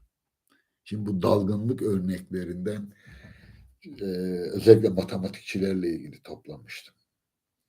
Bir matematikçinin ne zaman aklı karışıktır biliyor musunuz? Biriyle evleneceği zaman. John Nash'i seyrettiniz mi? Beautiful Mind. En sevdiğim sahne. Şimdi bir kız var işte eşi olacak. Onunla tanışıyor. Kıra gidiyorlar. Daha yemeğe ağaç dibinde oturuyorlar. Hadi yatalım diyor. Şimdi yani duygusal ortamla onun zekasının hızı arasında o kadar büyük bir farklılık var ki. Nasıl yani diyor. Yani sonunda nasıl olsa diyor yatacağız diyor. Yani 6 ay sonra, bir sene sonra fark etmez. Nerede matematikçi çöküyor? Duygusal, bireysel yaşamında. Bütün IQ'su yüksek çocukların problemidir. Sınıfta sürekli matematikten 10 alan, biyolojiden 10 alan çocuğa deyin ki ne var şişko? Ne yapıyorsun dört gözlü? Filan bir hakaret edin. Bir çelme takın, bir şey yapın. Ki çocuklar çok acımasızdır, yaparlar. Bütün sosyal hayatı dağılır. Bakın bütün büyük zekalar tahtada, laboratuvarda, ellerine kalem aldıklarında bulutların üzerinde uçarlar. Akılları karışık. Bir matematikçinin aklı asla karışık olmaz. Bir aşağı inerse yanlışlıkla yürümek durumunda kalacağı yerlere girerse darmadağın olur. Bütün aklı karışık olanlar nasıl ki inancın içine düşünceyi koyduğunda darmadağın oluyor dindar bilinç. Bu tür yüksek zekaların üzerine biraz duygu, biraz insani ilişki koyun, darmadağın olurlar. Şimdi nişanlısının ayakkabıdır, bir tanesini masasında koyar onu hatırlasın diye. Ancak ayakkabıyı almayı e, akıl edebilmektedir. Duyguları girdiğinde o ulan bu ayakkabının teki bende olursa o kızcağız ne giyecek orada? Bu aklına gelmez. Bu pratik bir konu. Ben bazen şey derim mesela. Ben pek zeki biri olduğumu düşünmüyorum. Bazıları vay üstad tevazu gösteriyor filan diyorlar. Yo, hakikaten benim yani verdiğim bir örnek var. Sadece yani çok örnek var da bir tanesini anlatayım. Bir Hüseyin'im vardır benim. Ben adada olduğum müddetçe üzerimde çok hakkı vardır.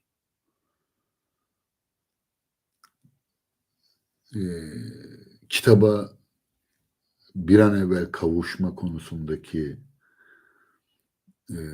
iştiyakımı çok iyi bilirdi. Hatta bilirim böyle saat 10'da kitabı ancak alabilmiş, bulabilmiş filan. Onu getirirdi, son motorla geri dönerdi. Hatta zannediyorum bazen benim talebelerin çoğunda var. Cebinde yol parası yok. O saatte metro yok, araba yok filan yürüyerek diyelim ki Bostancı'dan Ümraniye, Kartal'a filan e, yürüyen böyle çok candan talebelerim olmuştu. Benim haberim yok tabii. Yani bana da demiyorlar. Adada da yani evde de kalabilirler filan. İşte bir şekilde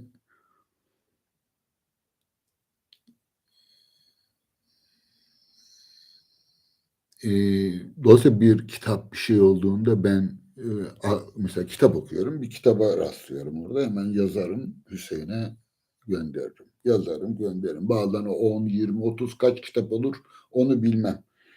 Hüseyin onları listeler. Orada bir 3-4 kişilik grup var tabii. Kendi aralarında haberleşiyormuş. Belki Hüseyin'in şey olmaz da işte Semih alır onu, Ahmet alır filan diye düşünmüşümdür. Ötekisine de atarım aynı şeyi. Kitabı artık hangisi denk gelirse. Bazen 2 tane almasınlar diye de ben onu işte Hüseyin'e de gönderdim filan derim. Bir iki defa diyor ki biliyorum hocam biz haberleşiyoruz zaten. Meğersem bütün kitapların listesi çıkmış. Çünkü ben aynı kitabı bir defa daha isteyebiliyorum. Onu almışız, okumuşuz, etmişiz, koymuşuz. Ya da almışız, koymuşuz, okumamışız filan. Ama ben ilk fark ediyorum filan. Hocam onu aldık ya geçen getirdik listede çıktı. Ne zaman getirildi? Getirse ben unutur muyum filan falan diyorum. Hocam işte falan ay filan. Nereden biliyordu? Ellerinde liste var. Böyle 4-5 kişidiler ve hepsinden ayrı istediğim için aralarında bir şey oluşturmuşlar filan. Komik olan şu. Bir gün e, elektrikler mi ne kesildi ya da bir şey oldu yani çakmak yok. Çakmağım yok. Gidiyorum ocağa, ocakta yakıyorum, geliyorum tekrar kitap okuyorum. Bir süre sonra sigara yakacağım tek filan. Kibrit lazım bana. Ya bir çakmak bir kibrit lazım. Gece saat kaç bilmiyorum. Gündüz mü gece mi onu da hatırlamıyorum yani. İlk aklıma yani problemi nasıl çözersiniz benim yerimde olsanız? Samimi çok doğal bir şey anlatıyorum. Hakikaten oldu bu. Çakmak yok ya. Sigara içeceğiz çakmak yok. İkide bir git ocağın çakmağıyla filan yaptım.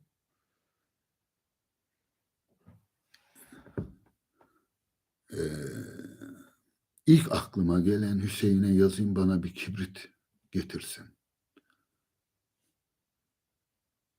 Hüseyin Ümraniye taraflarında oturuyor. Ben Büyükada'da oturuyorum. Gelmesi yarım gün sürer zaten. İlk aklıma gelen şey, nereden bulacağım ben çakmağı dedim. Hüseyin bulur bana bir tane. Sonra bir dakika dedim ya. Şarküteriden biraz ısmarladım. Uyduruk işte peynir meynir filan. Bir de oradan bana bir iki çakmak alır mısınız dedim şarküteriye. Tamam hocam dediler. 10 dakika sonra geldi. Ama bu benim daha sonra düşünmemle oldu. Şimdi benim zekam yoktur derken pratik zekayı kastediyorum. Yani kendi aleyhimde çok fazla örnek vermemek için burada kendimi tutacağım.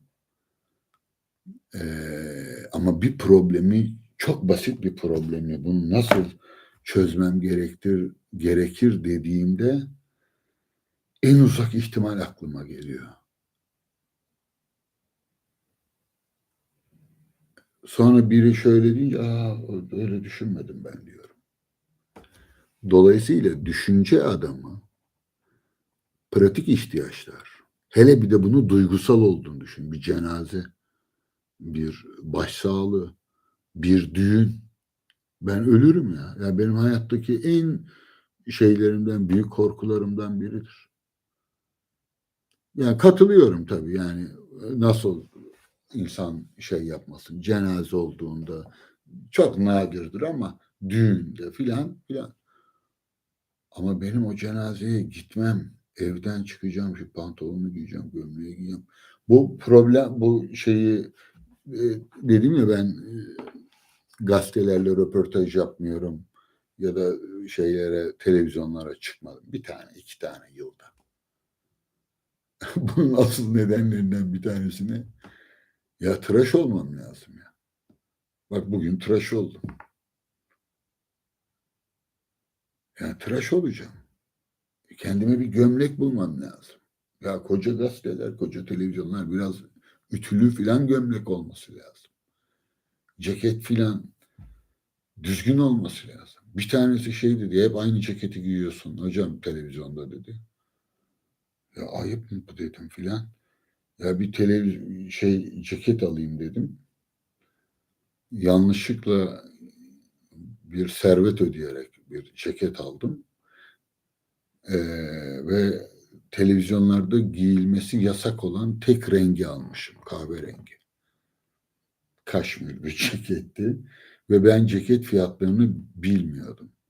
Yani şöyle söyleyeyim abartmamak için 10 yıl evvel 300 liraya 500 liraya alınabilecek bir ceketi o zamanın parasıyla 5-6 bin liraya sattılar bana.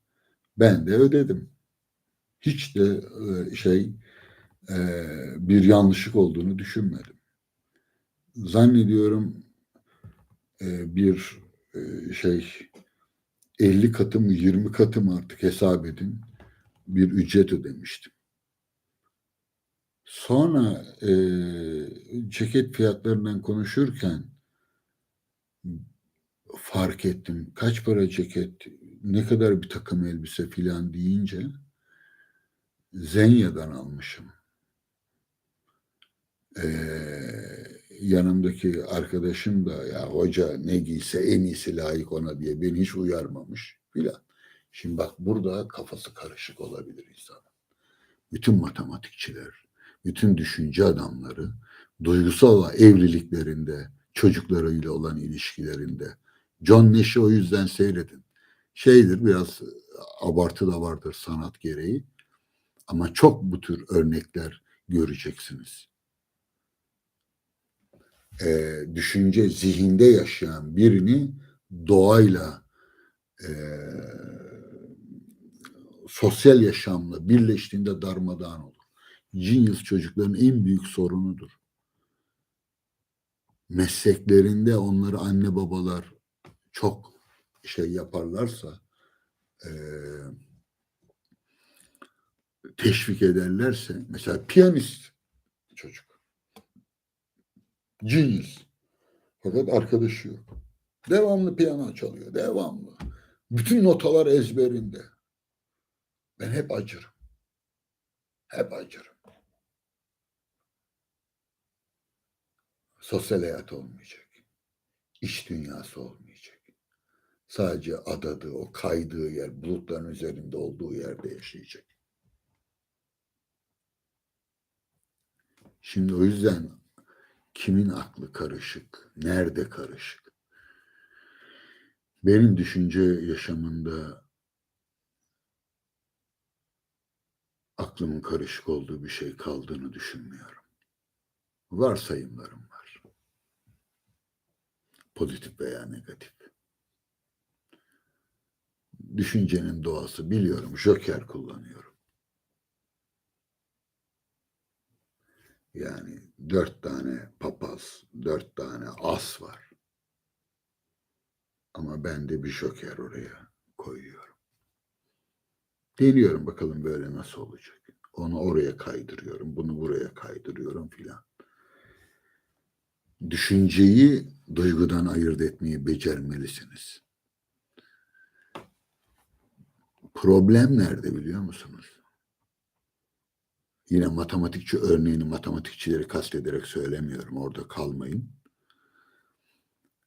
Ama bulutların üzerinde yaşayanlar için söylüyorum. Düşünce dünyası olarak. Bunların sosyal yaşamları berbattır. İç dünyaları çok kırılgandır. Hafif bir şey söyle, hafif bas damarına tutkulu bir adamın hemen şey yapar, solar. Hemen yıkılır, kırılır. Ve sadece o kendi iyi olduğu konuda konuşmak ister. Dindar insan, dindar bilinç için söylüyorum, inanmış insan. Hiç bu tür çelişkiler yaşamaz.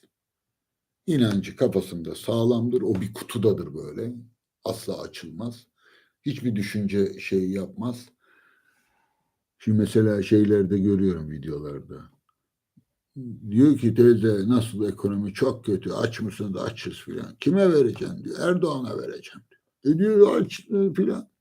Aç kalsam da vereceğim diyor.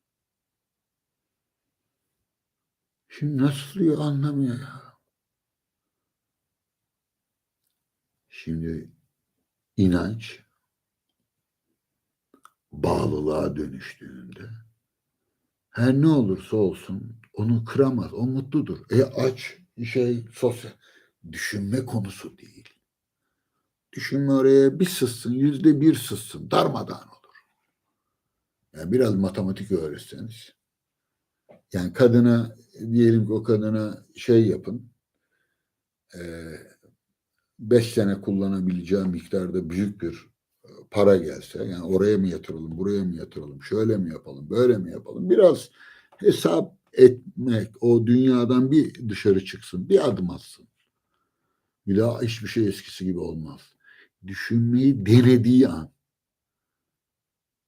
o dogma %1, %99'u her zaman döver, yıkar. %1.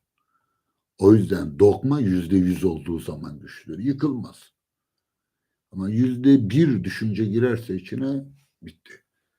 Düşünce %100 düşünce. Matematikçileri öyle söyleyeyim. İyi matematikçiler. Öyle vasatları kastetmiyorum. Hem dekan olmuş, hem matematikçi, hem idareci, hem işte filarmoni orkestrasında bilmem ne yapıyor filan. Bu hepsinden biraz olanları kastetmiyorum. Bu sağlıklıdır burası. Burada problem yok. Onlar hep vasat olarak kalır zaten. Ben iyi matematikçilerden, adanmış zekalardan söz ediyorum. Bulutların üzerinde yaşıyor diyorum. Daha ne diyeyim? Ona bir Leyla'ya aşık olsun.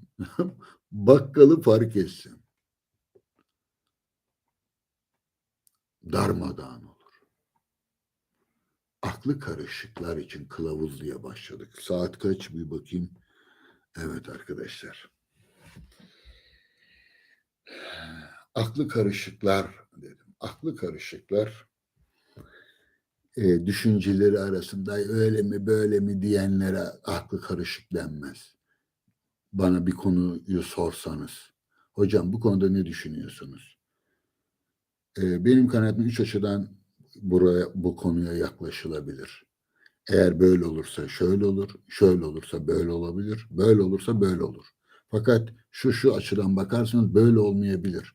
O halde üçüncü şıkkı iptal edebiliriz. Ama iki şık şimdilik onları yerinden edebilecek bir kanıta sahip değilim. Bu da olabilir, bu da olabilir. Bu kafası karışık mı? Hayır. Ben e, ömrümü redaksiyon yaparak geçirdim. İlk 10 yılımı gençliğimde. Redaksiyon işte Arapçadan, İngilizceden çevrilmiş metinlerin asıllarıyla karşılaştırarak Türkçelerini düzeltmekti.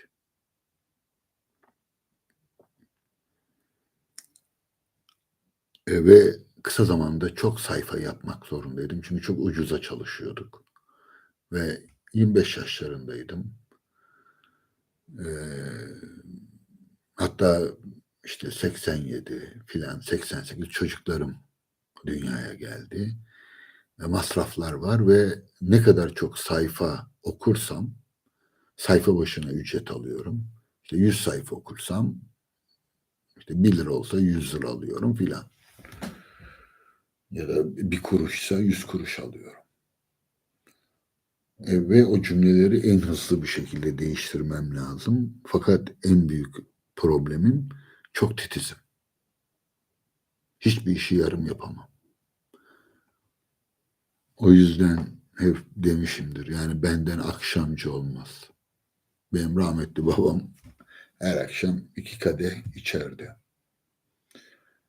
Ben uzun yıllar hiç ağzıma sürmedim. Muhtemelen ya ispirtocu olurdum ya da altın vuruş şey asla ortası olmazdı. Hayatta hep uçlarda yaşadım. Yani muhtemelen alkolik olurdum. Yarım yapamazdım. Akşamcılık öyle ki her akşam bir kadeh. Evet bir kadeh, 2 kadeh.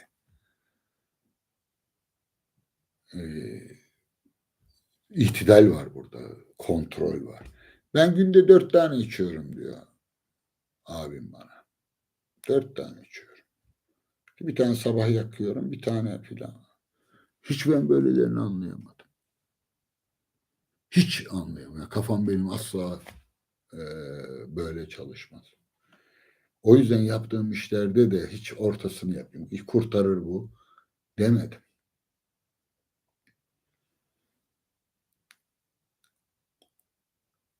Redaksiyonu hızlı yapmak için bir cümleyi birkaç salisede 6-7 şekilde kurabilmek gibi bir yetenek geliştirmiştim kendimce.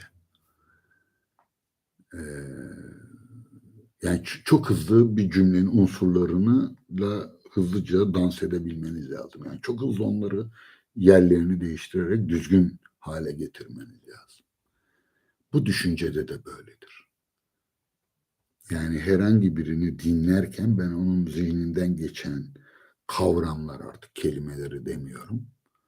Hızlıca onları doğru bir şekilde yerlerine oturtturmaya çalışırım. Onun yerine de düşünürüm. Yani birini dinlemek budur. Ve orada hata varsa hiç affetmem. Yani oturmuyor cümleyi yanlış kurmuş. Sonuç çıkmaz yani o akıl yürütmeden. Onu görürüm. Bu bilgiyle alakalı bir şey değil. Düşünceyle alakalı. Dolayısıyla düşüncenin kendine ait bir gücü var. Doğruluk veya yanlışlık içerikle alakalıdır. Bir biçim kısmı vardır. Biçimsel hata yapmayacaksınız, formel hata. Yani tüme varım, tümden gelim, analoji ne yaptığınızı bileceksiniz. Çıkarımlarınızın biçimsel sınamasını yapabilecek güçte olmanız lazım. Ve buna biraz erken başlamanız lazım. 2, bu şeyin içine, mekanizmanın içine koyacağınız bilgi malzemesinin türlerine göre ayırt edeceksiniz. Yani Almanlar çöp atarlarken şeyden kat maliklerinden kiracı veya şey oturan iki şey istiyor. Diyor ki 5 tane çöp kutusu koyuyor. Diyor ki çöpler buraya, şeyler, şişeler buraya, camlar, plastikler buraya, organikler buraya, işte kağıt olanlar buraya filan. Bunu siz ayırarak buraya atmak zorundasınız. Yok ben yapamam diyorsanız belediyeye bunun ücretini verin, sizin yerinize biz onları ayıralım diyor. Alıyor torbayı ayrılmamış olarak kendi ayırarak koyuyor. Bunun karşılığında da senden bir para kesiyor. Sen o parayı vermek istemiyorsan kağıdı ayrı, organik olan ayrı, şişeyi ayrı, plastiği ayrı, camı ayrı filan vermen lazım. Ve dünyada geri dönüşümü en iyi başaran ülkelerden biridir. Hatta en iyisidir bildiğim kadarıyla Almanya. Şimdi düşünce de böyle. Yani bu mekanizmanın içine atacağınız şey cam mı, plastik mi, kağıt mı, organik malzeme mi, demir mi, metal mi? Ona göre koymanız lazım. İçeriği bilmeniz lazım. Bu nihayetinde bir bilme sürecidir ve burada karışıklık olmaz. Hatalar olur, yanlış olur, bir daha yaparsınız. Ama o matematikçi örneğinden devam edelim. Matematikçi bulutların üstünde uçuyor zihninde. Ya da bir felsefeci, bir düşün, bir fizikçi, bir kimyacı, bir bilgisayarcı, bir yazılımcı çocuğu düşünün. Fakat aynı çocuk orada bulutların üstünde uçan çocuk gündelik yaşamda kapıcıyla, kardeşiyle, annesiyle, öğretmeniyle, amiriyle, patronuyla uyum sağlayamıyor. İşte o yüzden buradaki problem bizde değişiyor. Buna irfan diyoruz. İlim yetmiyor yani. Matematikçinin ilmi var, irfanı olmuyor. İrfan, nasıl bir mühendisin irfanı olacak ki? İyi bir mühendisin. Yani siz hem Nobel alacaksınız hem de karınızla çok iyi ilişkiniz olacak. Bakın Einstein'a. Einstein'ın özel hayatını okudunuz mu? Bir Darwin'inkini okuyun. Yani biraz Marx'a bakın. Mektuplarına. Büyük tutkulu adamlar. Büyük zekalar. O yazdıkları konularda, düşündükleri konularda 10 numara olabilirler. Ama bakkalla ilişkiyi kuramıyor. Şimdi bırakın karısıyla, çocuğuyla ilişkiyi. Kendiyle ilişki kuramıyor. Hiçbir zaman dönüp kendisine bakamıyor.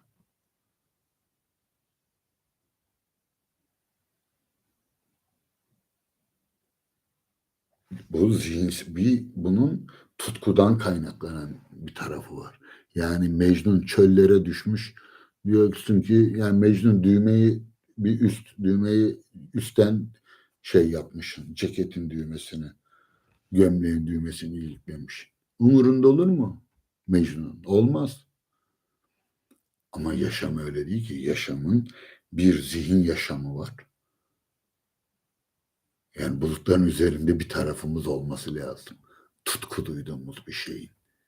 Bir Leyla'sı olması lazım herkesin. Yani bu yaşam başka türlü geçmez yani. Ama bir de temel sorumluluk alanlarımız var.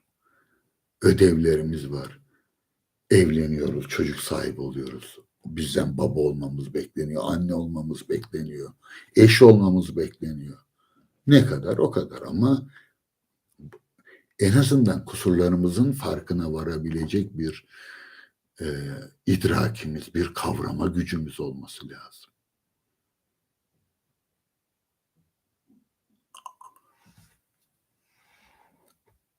Tutkularla dış dünya birbirine karıştığında kafa karışık olur. İşte o zaman efkarlanma denen tabir ortaya çıkar. Tikeller üzerinde, kişisel, öznel ve tikel olanlar üzerinde birdenbire bir köle durumuna düşeriz. Ne yapacağımızı bilemez hale geliriz. Oysa uğraştığın resim yaparken, müzik yaparken, sahnedeyken, konuşurken. Şimdi ben burada konuşuyorum. Kaç saat oldu? 2,5 saat oldu. Sabah 5'e kadar konuşurum herhalde. Ağzım şişene kadar. Ama diyorsunuz ki geçen hafta pasaport için işte filan dışarı çıkmam gerekti. Saat 4'te yattım. İşte 7-8 gibi kalkıp metroyla karşılara gittik falan filan. Beni görseniz acırdınız yani. Hatta birkaç kişi de gördü o gün. Karaköy'e uğramıştım. Bir dostumun sergisini ziyaret için. Ricani hocam filan dedi. Ben böyle gidiyordum. Bir an boş bulundum. Çocuğa sarılacaktım. Hani vay Ricani hocam filan ay filan diye. Ben böyle kaldırdım.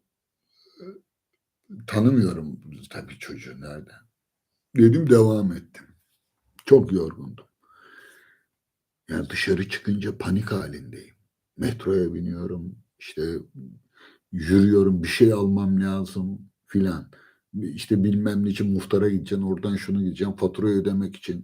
Ya da bu şeylerle yılda bir sözleşme yenileniyor ya. Telefon arıyorsun filan. Rutine çeviremediğim takdirde çöküyorum. Rutin olması lazım. Ama yaşam rutin değil ki. Rutine çevirdiğiniz her şey ölür. Tamam sizin işiniz kolaylaşır. Yaşam emek verme, sevdiklerinize emek verme, kendinize emek verme. Biraz şöyle geri çekilip kendinize dışarıdan bakma.